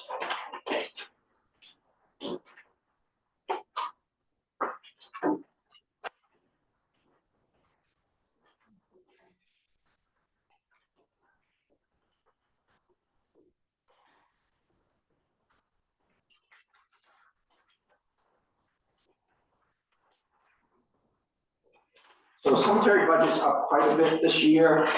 Again, this is not tax money, this is all comes from the cemetery trust. Which the last time I looked had $2.5 million in it. We jumped the budget up this year, as I explained, one, I moved some of the labor from, more expensive labor from public works into the cemetery to take the pressure off the taxpayers. There's a big jump in the contracted services line this year. There are a number of headstones, particularly in the ancient cemetery, that need repairs. We've got the money in the cemetery trust fund to do it, so we should just do it. And then, so I don't think, talking with Ted just this morning even, it may not be as high as 50,000. We might be able to do it for less. If we can do it for less, then the funds obviously go back into the trust fund. But I thought some of the people on the cemetery committee were going to be trained in how to do that and save some money. Because, you know, it's volunteers. What happened to that plan? The cemetery committee's not even meeting any longer, We haven't felt there was a need to meet.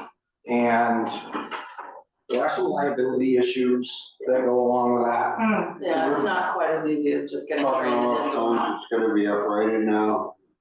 Every, And that was more just cleaning, that wasn't repair. That's right, that's right. Yeah, and some of these older stones really take some, you know, some special repair to make sure that you're not actually damaging them more than they already are damaged. I think we learned that on that trip to Europe when we went to the Acropolis and realized that some of the restoration work that they had done in the past actually was caused more damage than. basically, if you don't know what you're doing, leave them alone. Oh, right. Yeah. Several cemeteries had someone come in and power wash them and Well, it's, done. Oh, my gosh. Lettering. Wow. but I was on some inquiries I made on that, you're lucky to get $10,000 worth of work done in the summer. That's how slow and tedious it is, setting it up, letting it spent dry, putting them back together. Because it takes time. Takes time. Let it, They could Sure. work, they could work all summer on 5 stones, you know, that kind of work. right. Can I ask you a question while you're looking that up? Sure. Okay, so we got $178,000 appropriation. We have some monies coming in from the trust fund. What's the net? Is that how much of that 178 goes to the taxpayer? No, Okay, that's what I just. no, it all comes from some. Completely a wash, self-funding. It's all self-funding. It's not only is it self-funding, but the trust fund makes money every year. We don't even spend the interest. So it has to be spent here. But it has to be spent just, yes. that's why I transferred some of the expensive labor over to that line. Yeah. Because it's there, it's available. Too bad we can't make money off of that. And there's so much, there's a lot, looks like a lot left over. We tried it, there's only another stuff. The budget won't end by the time we start again, so we're spending the majority of it between now and, well, when it goes out. So part of your increase, Tom, in the transfer, was a new employee. Last year, we had an employee who did not take our retirement. And this year we have one who did. Okay. So that's part of why that's so much higher. That's one of the dangers that I find in not budgeting for something that somebody could have throughout the year. It's a gamble when we do that. But we also have contingency that helps to pay for that. So we probably manage it in most cases one way or another. Any questions on the cemetery budget? No? Okay. Guess that's it for you then, right? Thank you. Thanks, and last but not least, is Mr. Lawley, wastewater. The fun guy.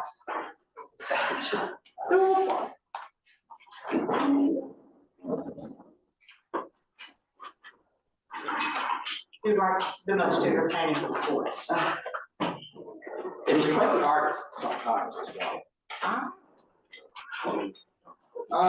Wastewater, so. Yeah, personnel is up pretty much where it should be, 7.5% for full-time, 5% salary. Utility costs up just a little bit this year. We talked a little bit about the heating oil, we did cut it some. I don't think we may be able to cut it a little bit, it's hard to say. Based on the bill Sarah just got for her Airbnb and the price of heating oil, we're locking in a much lower rate, but may not be so low this year, so. Can I comment on that one? Yeah, go ahead. The reason that we may see that there was, we had our generators that we got grants for, and the fuel oil isn't exactly the same as the off-road diesel that goes into them, but it's from the same company. And so the generator fill-ups were included in that expense last year. And I'm hoping that we get grants and are able to buy some more generators this year. And so I just wanted you to know that generator fuel and our consumption, by the way, in those generators has been so minimal, the tanks are almost still full from being filled a year ago. But I just wanted you to be aware that in that particular line item with heating oil, the off-road diesel for the generators is also included. Probably make a separate line for that. Just so I have a better understanding year in and year out of where that's going. Yeah, so a lot of that's a one-time charge off. This, we noticed this yesterday, but I kept it in here, I'll change it. I don't know why there's a line in here for website hosting, I have no idea where that came from. What that is. That line can be crossed out, that's $6,600. It's one of those gremlin things from the changeover, I guess. This seems a little bit strange. Services up a little slightly, but the price of everything is going up a little bit. The laboratory services line, Rob has already told me, will have to probably be increased to 32,000. Yes, we have to run, when your sewer permit is running out, you have to run extra tests. It's a 5-year permit, you renew it every 5 years. And this year, we will have to run some extra what's called wet testing. We do it once a year, but you have to do it 2 or 3 times. And what that testing is they take samples of river water, mix it with your effluent, and they grow shrimp and sea urchins in there. You have to have a certain survival rate. So anyway, our permit is up for renewal, that is mandatory. Anyway, I'm just including, there's like almost $6,000 in extra testing. So if you take your 6,000 out of the other line, add it down into that line, it keeps everything. It's a wash on our bottom number there, so. What's the $300 for, or $200 for the railroad crossing? We pay for a permit every year to have our driveway go across the railroad tracks. Oh my gosh. So It's just a one-time bill. Yep. Anyways, insurance up a little bit this year with everybody. Again, it's that, you know, who takes family, who takes single.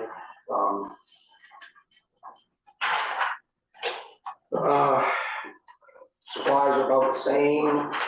Maintenance is about the same. Staff expenses up just because of retirement and Medicare, some slight increases in travel. And then our contingency and our capital reserves are supposed to be based on the overall budget. We try to boost them up just a little bit if we can. Remember, anytime the wastewater treatment budget falls short on its revenue, that's money that comes out of our fund balance to balance their books. So we're, after several years, we're getting the revenue and the expenses together. This revenue is actually running a little bit ahead of expenses this year. That's the first time that's happened in, I don't know how many years, a long time. Because remember, this isn't enterprise fund. This is supposed to be fully funded by user fees, not by tax dollars. So even if he comes in under budget, if he comes in under revenue, it gets offset by tax dollars because it comes out of our fund balance. So we're just trying to keep it in even keel so that it doesn't, the rates don't get to be so exorbitantly high that people can't afford it, but the taxpayers that don't use it aren't paying for it either. So it's kind of a delicate balance, but. Can I make a comment on one particular line item? And it is, you'll see section 60 is repairs and maintenance. And buildings, there's $30,000, which has been budgeted for the past several years at that number. I usually don't even use half of that, but this year we had, during one of the storms, our roof peeled back on one part of one of our buildings. And it's a rubber roof. And so I called companies to come out and look at it, and it had been covered in snow and ice for like 3 weeks. These guys weren't going to come out and climb up and, you know, on an icy surface. So the ice finally cleared this past week, and they finally started coming out. And the first estimator who came out said that the roof had been installed upside down. Oh, no. Meaning that wood was put on top of the concrete slabs that are, you know, that make up the roof. There was wood, and then there was 2 or 3 inch styrofoam on top of that, and then the rubber with the little stones go on top of that. Well, you're not allowed, supposedly, to put wood up against a porous surface, and that wood rotted. So he told me, he said, you know, you had your big 60, 70 mile an hour winds, all the rest of your roofs were fine, but this one peeled back, and he said, I think it's because it was installed upside down.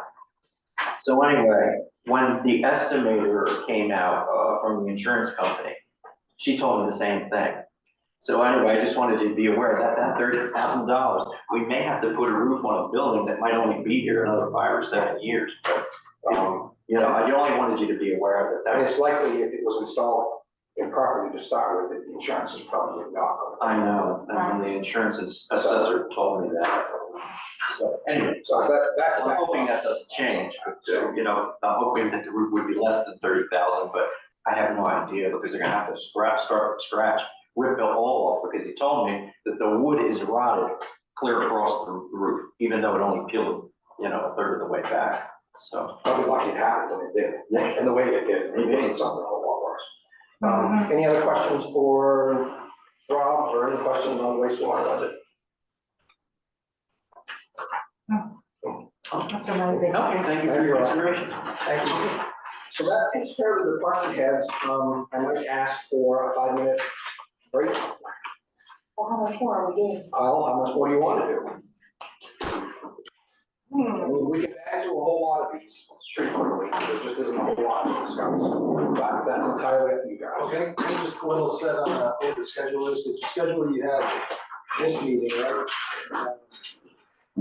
You have a capital meeting on the 21st, and then the final vote you had scheduled for the 28th. So it's pretty tight.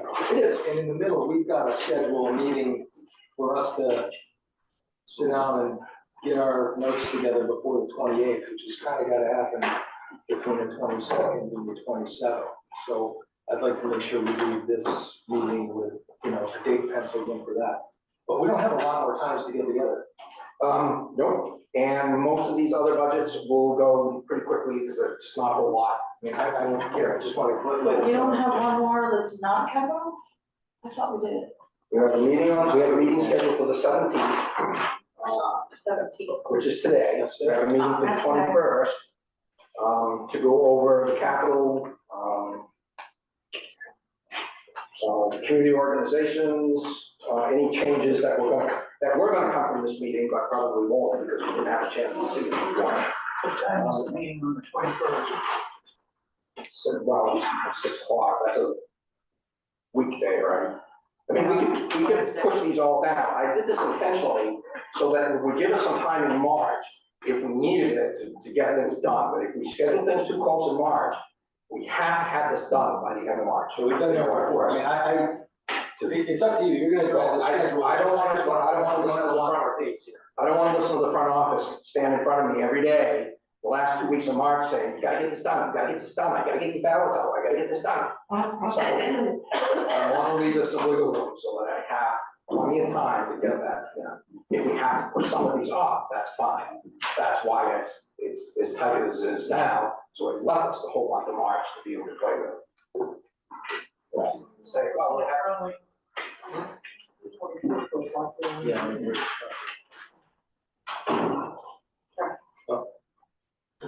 Well, I'm willing to do whatever. Okay, so we got the 21st, when's the next meeting? 20th. And so, you know, we'll need to meet between them, because you got the 21st, 20th, we'll need to meet up between them. I mean, to me personally, I don't know about the rest of the people here, the vast majority of these budgets are, you know, a 1-minute discussion. Right. Yes. But capital's big. Capital's not gonna, well, it won't be big this year. It's big to look at. It's big to look at. It takes a lot. Community organizations are always get some attention, right? And then you've got discussions about. And that's why I set them aside as a separate meeting for community organization capital. Schools. You know, a number of us have sat through the schools discussions, which are very, very useful to sit through, so that kind of gave us a lot of, you know, some of these other ones we might need a minute to look at, you know? But a lot of them you can get through quickly, I think. Yeah. So it's up to you. You guys wanna keep plowing through today and get more of this done, or? How would you like to do is keep going? Well, I mean, yeah, I mean, if we knock off the quick hitters, unless there's some other. No, I just- Kick the can down the road on this. We should work until noon, at least. I mean, I know you have something that you wanna do, Oh, no, we've already missed that. doesn't mean that, No, I'm just, it would be nice to get out 5 minutes before noon because I need to get to the post office, but I just didn't realistically think we were doing a full 3 hours, but that's my fault, so. Maybe we can, Yeah, I guess let's go through the rest, except for obviously the ones that Larry and Rob are not here for. But I guess I do want, because we didn't have this beforehand, I'd like to be able to come back to it. of course.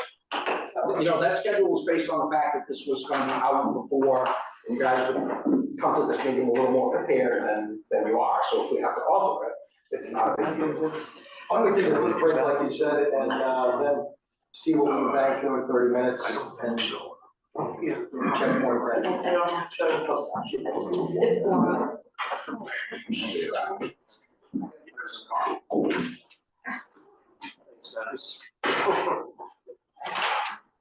I'm the same age as Dennis. No. Terry, Yes. where did you get those bakery treats? Oh, you're so welcome. No, where did you get them? Oh, treats. Oh, they are from Treats. Yep. You know, they're close. I've been going to that Yonder place quite often lately. That sandwich shop, Mm-hmm. Oh, yeah. very good. They are really good. Yep.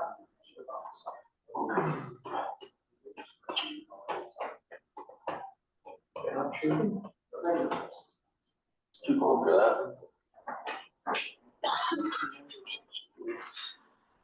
2014. 7 times. I've been there more than you already, 1 year. Sarah, I'm not sure if I'm gonna be here for Wednesday's meeting or not. For the 21st. That was procedure, I don't know. What I'll be doing, like, Well, if you wanna take a look at capital one prioritization, and let me know if you have questions that you want asked or. alright.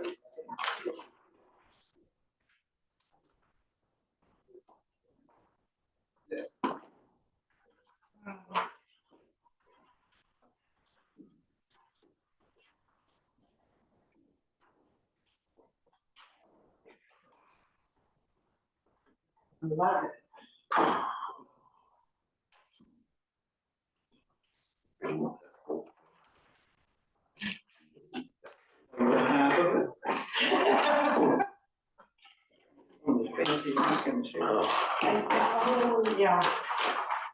I just grabbed that. Jeez. How long has your family been over in England? Off and on. I don't know. Wonder if we have some more of that. Latest Going to the trapper thing tomorrow. So what? The trapper thing. They got a, No. Done it. Got it. my daughter went to work, but she was living in Virginia. He was Royal Marine. Yeah, the people who went to the last one were very happy with it. I might help out with the fishing during this, so my plans are next week. So, We shall they see. get married. He got reassigned back to England, so we moved. Oh, sure. Get some Creole dogs and cook them.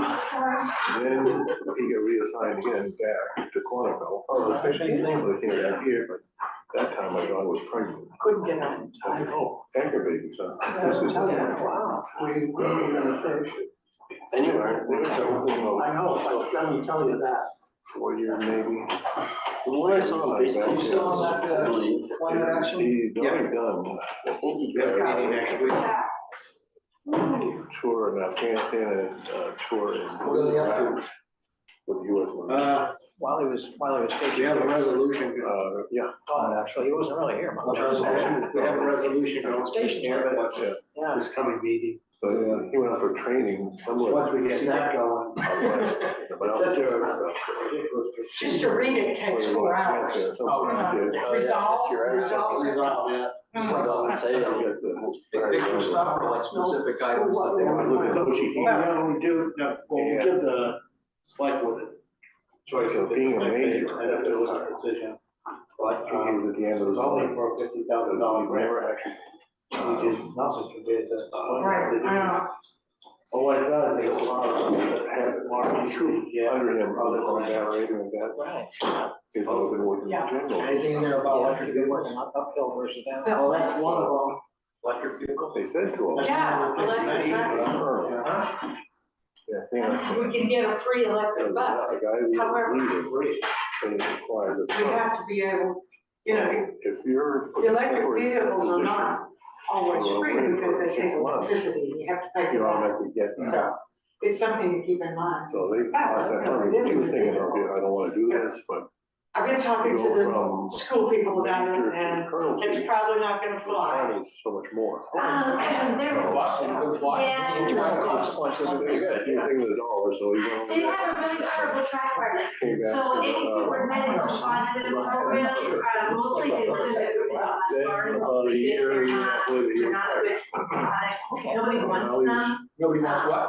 in The electric buses, it's not a great program right now. The first round that they came out with were these electric buses from a company out of Canada, they have tons of problems. Yeah. So they spend more time in the bus barn than they do on the road. Really? There's only one mechanic in the New England, that's just me, but we can work on that. Again, Yeah, I heard about working that. with- I love the idea, but, So, my transportation director he's is in not Egypt, impressed. he's a. Yeah, I've read some horror stories about. And I was talking to the other superintendents in the state, Yeah, well, and he's it now there's not one who has anything positive to report about it. Yeah. Mostly they're all. Do all those old The largest company making them went bankrupt. Is that right? Back in August. Bluebird is making them though out of Georgia, and that, we're like looking into that in the future, maybe that'll be a better product, but the one that they came out with, and that the state has given away a lot of them, Yeah. heard that. Yeah. It's too bad. We're not making them here. Too expensive. Yeah. So, cars now, I haven't bought gas in 6 months. Oh, you had to? So we What do you have? go over. What do you have for? With people. Oh, really? Yeah. And make sure. What do you have? All the Ford? Yeah. No, but which one? They get a. Mustang, I come from Black GT, my wife does the white one. Everything else, so. I have the Otherwise, you show up plug-in short. hybrid escape. Consistency, tell you what. But when I get my next car, I want them on. I was skeptical, get a hybrid. I like it. Just maintenance wise. Sounds varied You and. can fix anything It's on hard sometimes, but. Not with a heavy duty, my new There's car, white I love. and, this one. Number of weeks, and, Hey Pam, are you still with us? because they had, duties and stuff, so they had armored, whatever. Yeah, contact with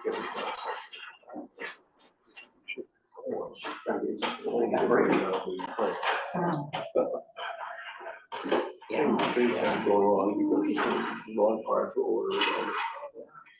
What are we gonna do next? Punch a daughter like in. We'll start with the next show. She was got administration. Yeah. No. What? You look at James is upset because this interfered with his Friday night activities. No, I just went to bed a little earlier.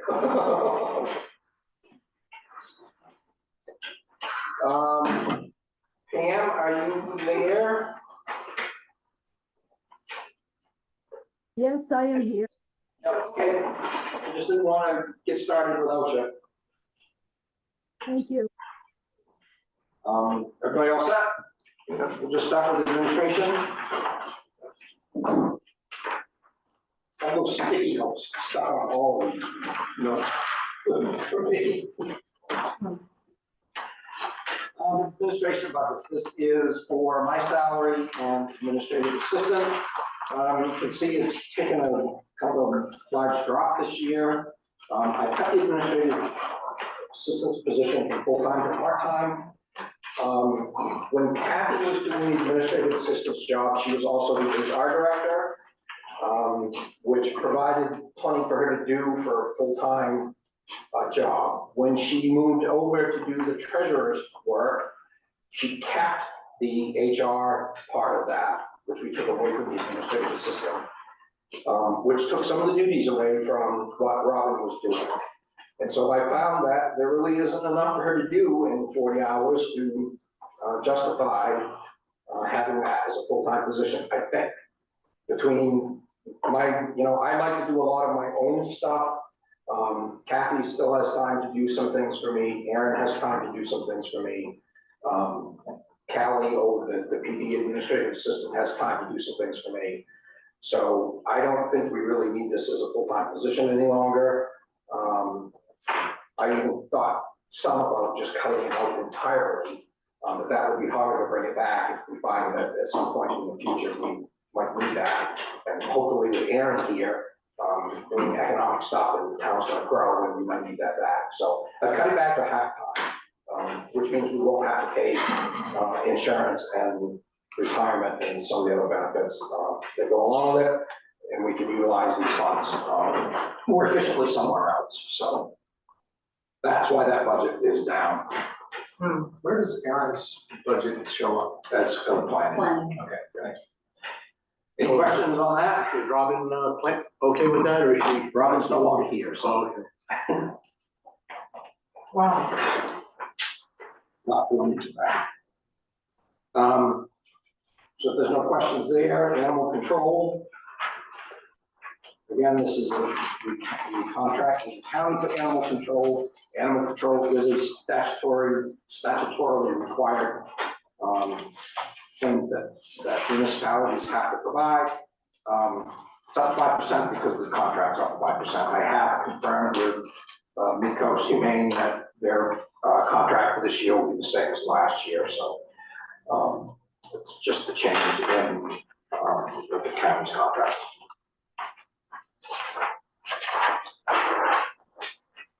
Next is assessing. Some of the budgets that use the TRIO system, which is the town's accounting system, are gonna see some big increases in that line this year. This is a one-time expense in this year's budget to shift us from the computer-based TRIO system to the web-based system. The web-based system is more efficient. We can get updates a lot quicker and a lot more efficiently. And they're gonna force us to do it eventually anyways. But there is a separate fee that goes along with that. So when you notice, it's assessing, the clerk's budget, finance, those are the three that use TRIO the most. So you'll see an increase in those lines, and that is just a one-time thing. So that's why this budget is up just a little bit. For that, I've taken the map revision costs out. We've had it in there for several years. We haven't used it, so I took that out to help offset some of the increase in there.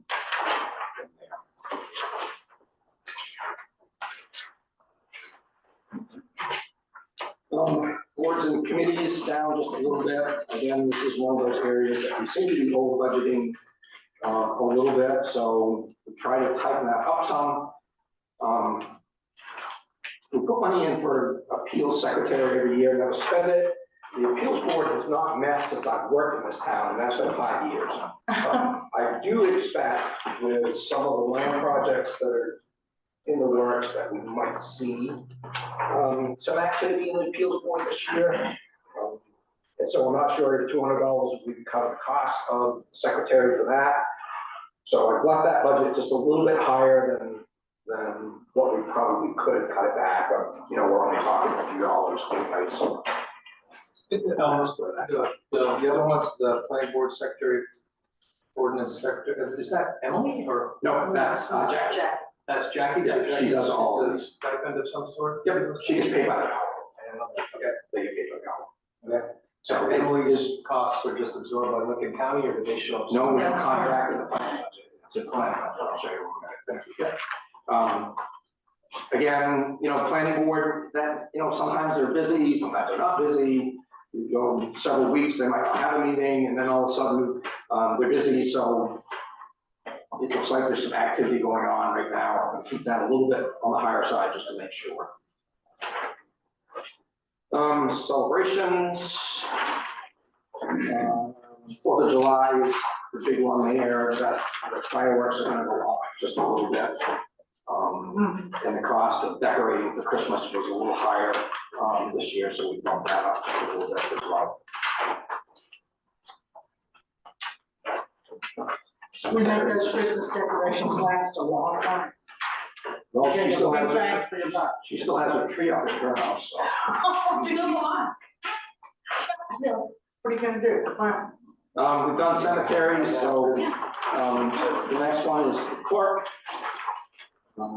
Again, that TRIO licensing, that one big one-time increase. Everything else is pretty much where it has been.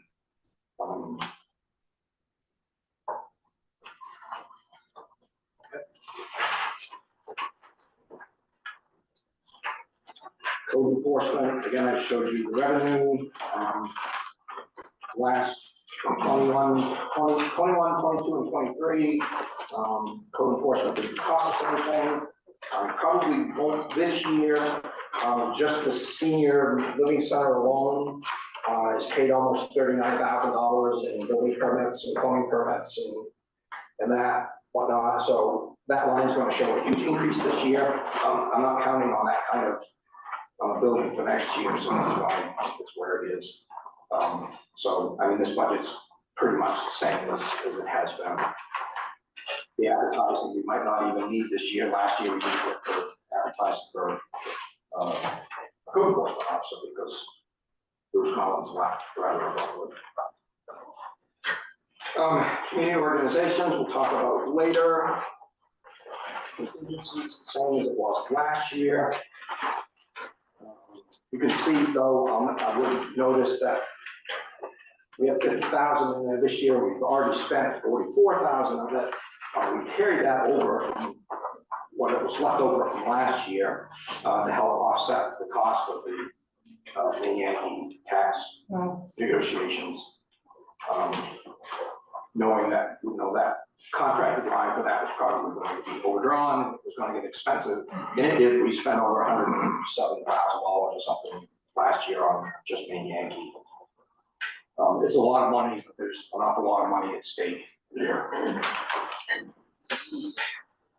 Which brings us into the contracted services line where we'll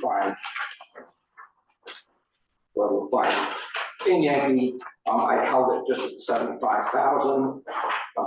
That's about where we're at halfway through. That all is going to depend on what happens in the legislature.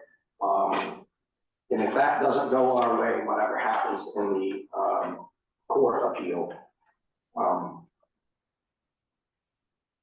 I guess I'll just leave it at that. I have my thoughts on those, but. The last word is the legislation is going to be good. That's not the last word that I just. Oh, no, when did you get? Friday night. Anyway. Shoot. You'll see that auditing and financial services line is up quite a bit. That's because there's 2 years worth of audit in there. And as I mentioned this earlier, with some of our federal grants, we do have 2 single audits that will have to be done this year on federal grants, and those are $5,000 a piece. So that's why we increased there. What else has, so the increase for engineering and consultants. Yeah. We have a growing problem in 2 of our buildings, this one and community center. We're just out of space. We have no place to go. EMS is cramped. They have their stuff stacked everywhere in their storage closets to try to get what they can in there. This is the last, these were the last years, my understanding, these were the last years that we can buy the type of ambulances that we've been buying. The next year, they're all gonna have to be on bigger frames, and they're not gonna fit in the building. I have no office space, we have no storage space, we've been taking stuff down to Scott Hall to store it. So I had an architect come in and just walk through the building and the community center with me. She identified a number of code issues that we have in this building, and this building was built in the 1960s. Aside from the heating issue, which is being worked on by Johnson Controls. So I did up this line by $50,000 to request a needs assessment to be done to this building and the Parks and Rec building to figure out what we need to do for the future. I don't know what that would look like, and this isn't something that we need to, build a new town office next year, but in the next 3 to 5 years, we're gonna have to look at doing something. I don't know what that would be, and this needs assessment would help get us there. My own thoughts have been to just turn this building into a public safety building. Move the police department over here, give the EMS that space that the police department has, and build a smaller town office for the clerk and administration somewhere else, maybe up by where the community center is. I don't know if that's what will come out of this assessment or not. But anyways, that's why that line is up as high as it is. I don't think it will cost that much. The estimate that I got was in the high 30s, I think. But that gives me a little bit of wiggle room to play with. So that's why that line is up. Dennis, what about that building that's for lease that used to be a dance hall at one time? Oh, the old Twisted Iron building. Yeah. I mean, that's our option, but then, figure out what are we gonna do with this building? And if there are, the number of code violations, what will it cost to bring this up to what it needs to be and renovate it so that and we may find that it's just not feasible to redo this building. I don't know the answers to that, and that's what this will do. This will help provide us some answers and a direction to go.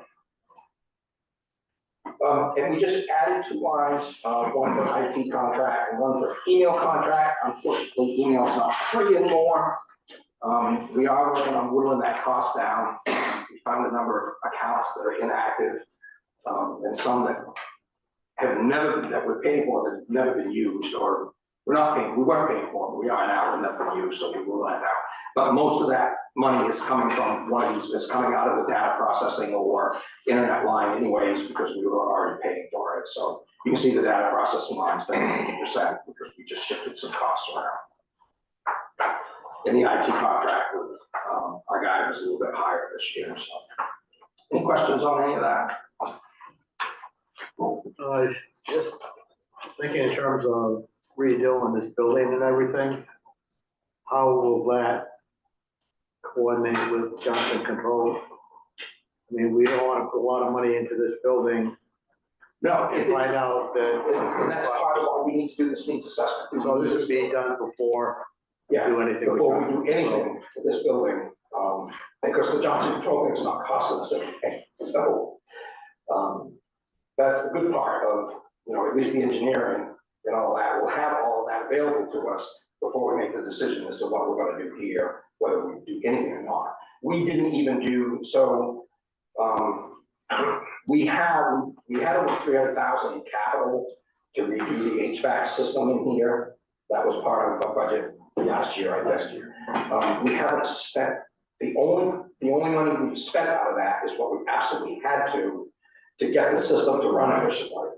Replace the zone valves, the Glycol that's in the system that runs through here had been in there so long, it was acidic, it was eating everything up. So we cleaned all of that out, and did what we absolutely had to, which helped with our heating costs because the furnaces are running non-stop.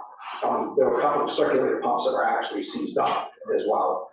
So we only spent what we had to just to get this to an efficient state, and now we're stopping until we know whether we're gonna keep this system, get rid of this system, get rid of this building, whatever we're gonna do. Well, is it, If we don't use it, is it a realistic scenario where you're gonna get rid of this building? I mean, you're not really proposing that. realistically, no. I don't see that. What I see it happening is this probably turning into the public safety building. Yeah, so assuming you're gonna have a public safety building, and assuming this is it, we have a burner system down there that is well past its useful life. It's 30 years old. It's 30 years old. The useful life on those on paper is 20.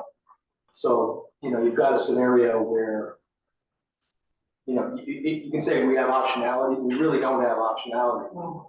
We gotta do something. Yeah, we have to do something, right? That's just a matter of. I just don't want to leave the impression that, maybe. No, I don't want to leave the impression that we're not gonna do it. I just don't want to spend money on a 30-year-old system to find out 2 years from now, we're just gonna rip it out and put something new in. Yeah, we have another. So, we just try not to get the cart before the horse here. You got to do this in a systematic fashion. So that's where we're at.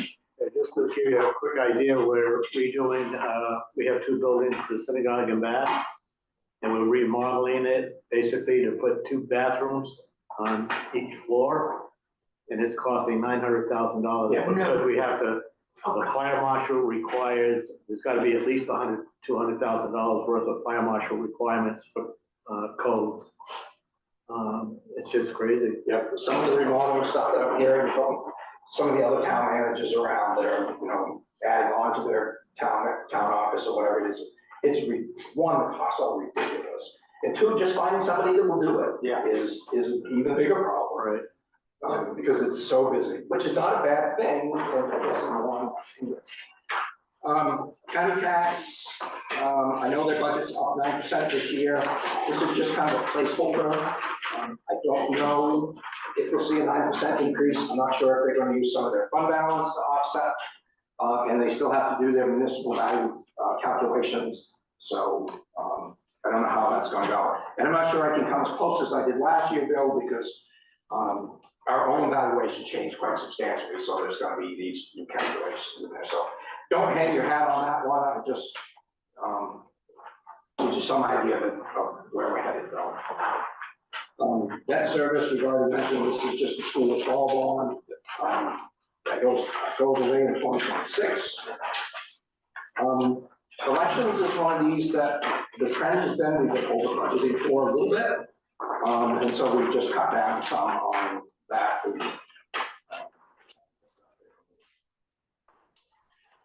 The MS we've already done. It's not here, but finance. Finance up just slightly, again, salaries. Those things. You know, we try to shave off here where we could, here and there. The trio fee is shared by this department as well, so that's that. General assistance is up slightly this year. We're seeing a lot more people. Remember, this is reimbursed by the state at 70%. And there is a bill in the legislature this year to increase the reimbursement to 90%. Don't know how successful that will be, but we'll see. Municipal building is down just slightly. Some of that is the offsetting the heating oil. Hopefully, we'll spend a little less than what we were spending before we had the price repaired. Heating oil prices have come down a little bit. Again, sewer and water. The sewer, we've kind of over budgeted, so we cut back on that a little bit as well. Municipal insurance, I kind of already mentioned, the wages go up. Certain other insurances go up. We expect to see an increase in property and casualty insurance this year. We know workers' comp has gone up this year. We just over budgeted unemployment a little bit. Last year, it's going to be closer to 10,000 than the 13, so I try to shave a little bit off of that and ease the pain, so that's what happens there. Is that one a worst case scenario, you think? Or is Yes. that like, Yeah, that 128 is a worst case scenario? Yeah, I'm quite certain it is. Parks and Rec, we've done. Planning, this is where the contract for Lincoln County Regional Planning, Emily is, on the contract services. So this is mostly Aaron, our economic developers budget. It's down slightly. Again, this is one of those insurance things. I had originally, from last year's budget, budgeted for a family health insurance plan. He doesn't take it, he takes a single. So we were able to reduce that down. Hopefully we'll stay for the year and somebody won't come in and need health insurance. So that's why that budget's down a little bit. The contracted services line is up just slightly. There's a slight increase in the hourly rate from the planning office, and hopefully Aaron will get some business coming here and the planner will get busier, and that will pay off for us. We'll see as time goes along. Any questions on that one? Police department, I just skipped. But I will make note that there is, we did add that lease line for leased vehicles in here as well. We can have that conversation later. Utilities down just a little bit this year. I did confirm with the water company that there was not going to be an increase in hydrants. I dropped the streetlights by 55%. And we may be able to, in future budgets, drop it even further.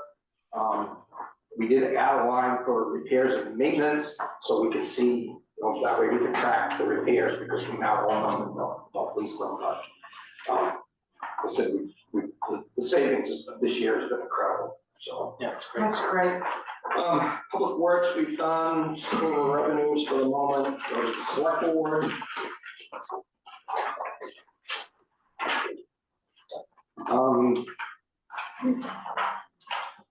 Again, it looks like we've kind of been over budgeting for Jackie's position, so I cut that down just a little bit. Up a little bit on printing, that's for the town reports. I don't know if we'll see a $5,000 increase, but they're indicating they are going to be a little more expensive this year. So, but overall, where we were able to cut, we were able to shave off a little bit from the select board budget. And no, I did not give you a raise this year. They got yelled at last year for trying to do that. Senior center. This one is, I should have Wayne when this one got there, because he does a lot with the senior center. We only up the part-time line from 12,000. We're moving some of the custodial costs for maintaining the senior center from the Parks and Rec budget to the senior center budget. So the time that they spend cleaning up the senior center is coming from this budget now instead of Parks and Rec.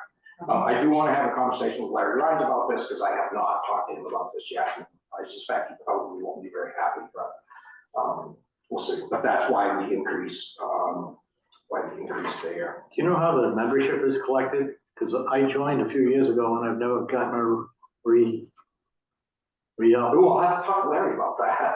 Yeah, I don't know who's. They're responsible for collecting their own membership. Yeah. Yeah, you're supposed to pay in June, I think it is every year. Nobody's. Okay, well, I have to reach out to Larry on this, so I'll bring that up. He's my neighbor, so don't mention that. So Marty owns a couple of years of interest, is that what we're saying? Right. And of course, pay goes up, so staff expenses go up along with it, so that's what I'm at. Looks like a big increase, but it's not a lot of money. Shellfish budget's basically the same. Transfer station done, wastewater we've done, and waterfront, the last one. Up slightly, personnel is up this year because we did put on, Callie as a deputy harbor master and provided her with a stipend, $5,000 a year stipend, which is well deserved, I would say. She does an awful lot of work, on the waterfront down there. She's going to be going to the harbor master school, in the spring. And between her and Larry, they've done a good job with, organizing things down there, so, that's what that is. We've kind of been over budgeting a little bit, I think, on utilities, so we cut that back up a little bit. We expect porta potty fees to probably go up this year, so that's where that's at. It looks like, we predict kind of a 10% overall increase in property casualty insurance. But even that amount is a little bit high, so it's, buildings, we need to do some painting down there. We had a place shingled, last summer, which looks good, but, we did do some painting down there. Pier and docks, one of the docks is in, the docks at the launch ramp is in really bad shape. Probably really needs to come down, in my opinion. I don't know that it's even safe for any to be on. These last two storms, you could watch it bounce up and down on the piers because it's not anchored. I believe we're probably gonna take it out and replace it with just a floating dock system that goes up and down with the tide.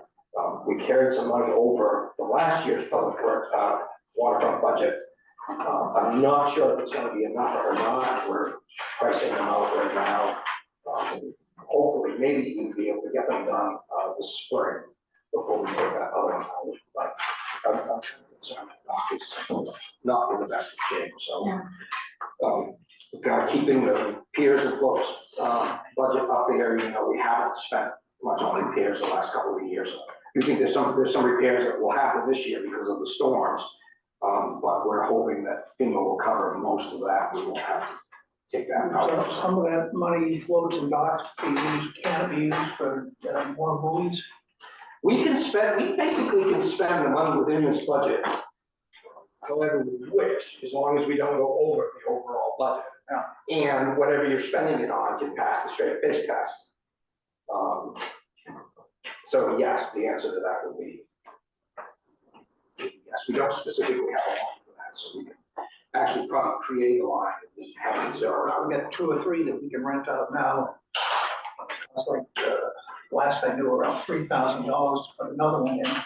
They're gonna, we're talking about putting floats out there. The safest place to be in the harbor is on a boat.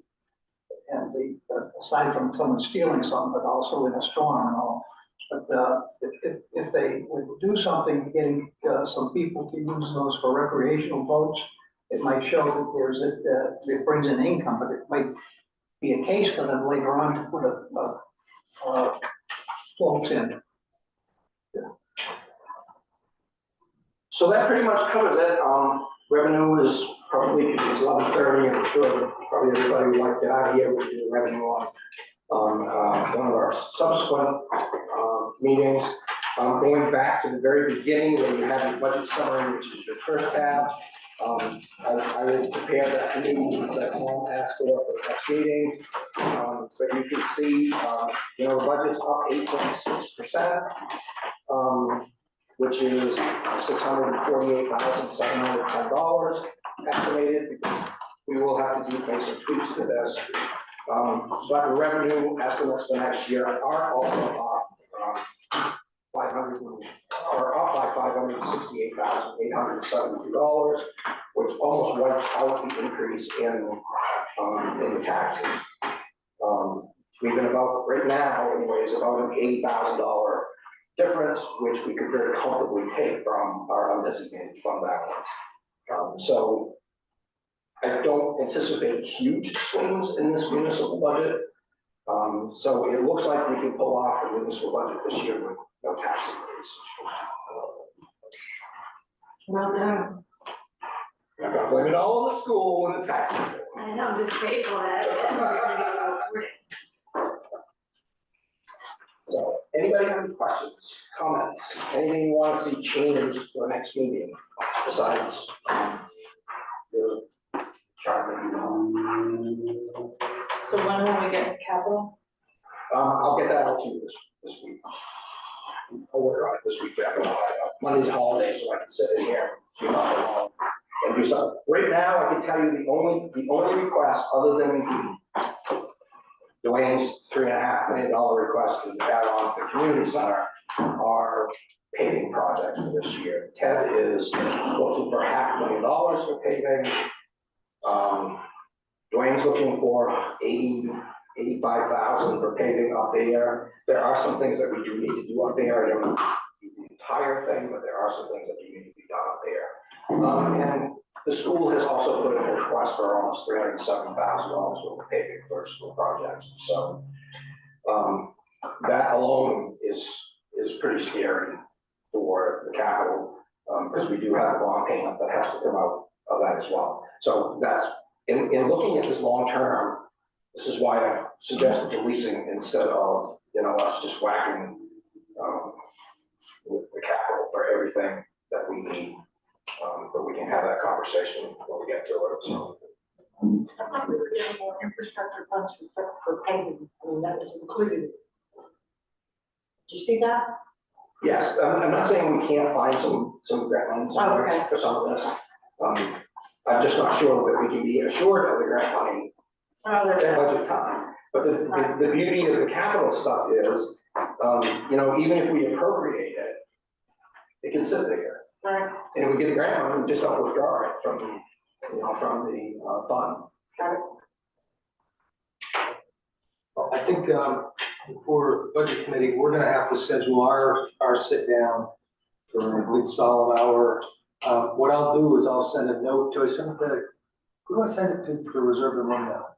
You can just send it to me. Yeah, so I'll send a note with proposed dates, and if you can look at availability, we'll pick a date and we'll get one in between the capital and the final discussion. You might have to meet over at the fire station meeting room instead of here, but I can find it. Thank you. Hey guys, if the schedule doesn't work for you, I mean, this is, I work for you guys, so I'm gonna do what you tell me to do. If you wanna push this off by a couple of weeks, let's, have that discussion and we just do it. Do I warm up my car for me? I guess the only thing, I don't know what other people think, I'm fine with the schedule, just as soon knock it out and get it done. That's good.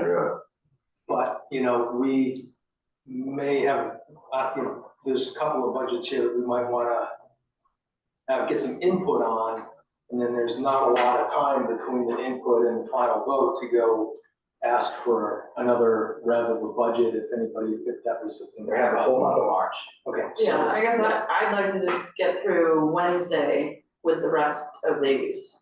And then at that point, See where we're at. Yeah. Yeah, that makes sense to me. So Wednesday night, we'll do capital and revenue, the community organizations, police maybe. and or fire. fire, if Rob's not back, we can do it, it's not that much. Rob has for the last several budget cycles, put in for a full-time fire chief's position over there. And for every budget cycle, I pull it out, because I can't really justify a full-time fire chief over there. What I probably could justify is another full-time employee that could do the maintenance on this building that we have a part-time person for already, and could run EMS calls when we get in a situation. I just don't, structuring that is a little difficult pay-wise to figure out how to do that. And I thought some about even combining fire chief and a code enforcement officer into one job. Yeah. But I'm not sure how many candidates there are for fire chief that are certified as a code enforcement officer. And I don't want to create a position just for one person. I want to create something, if you're going to create a position, you got to be able to fill it. So, anyways, I pulled that out. So he may want to come and make his pitch for putting that back in there. But, paying benefits for another full-time employee is pretty substantial. Family health insurance plan right now is $31,000 a year. Oh, that was something I wanted to mention to you too, when it came up.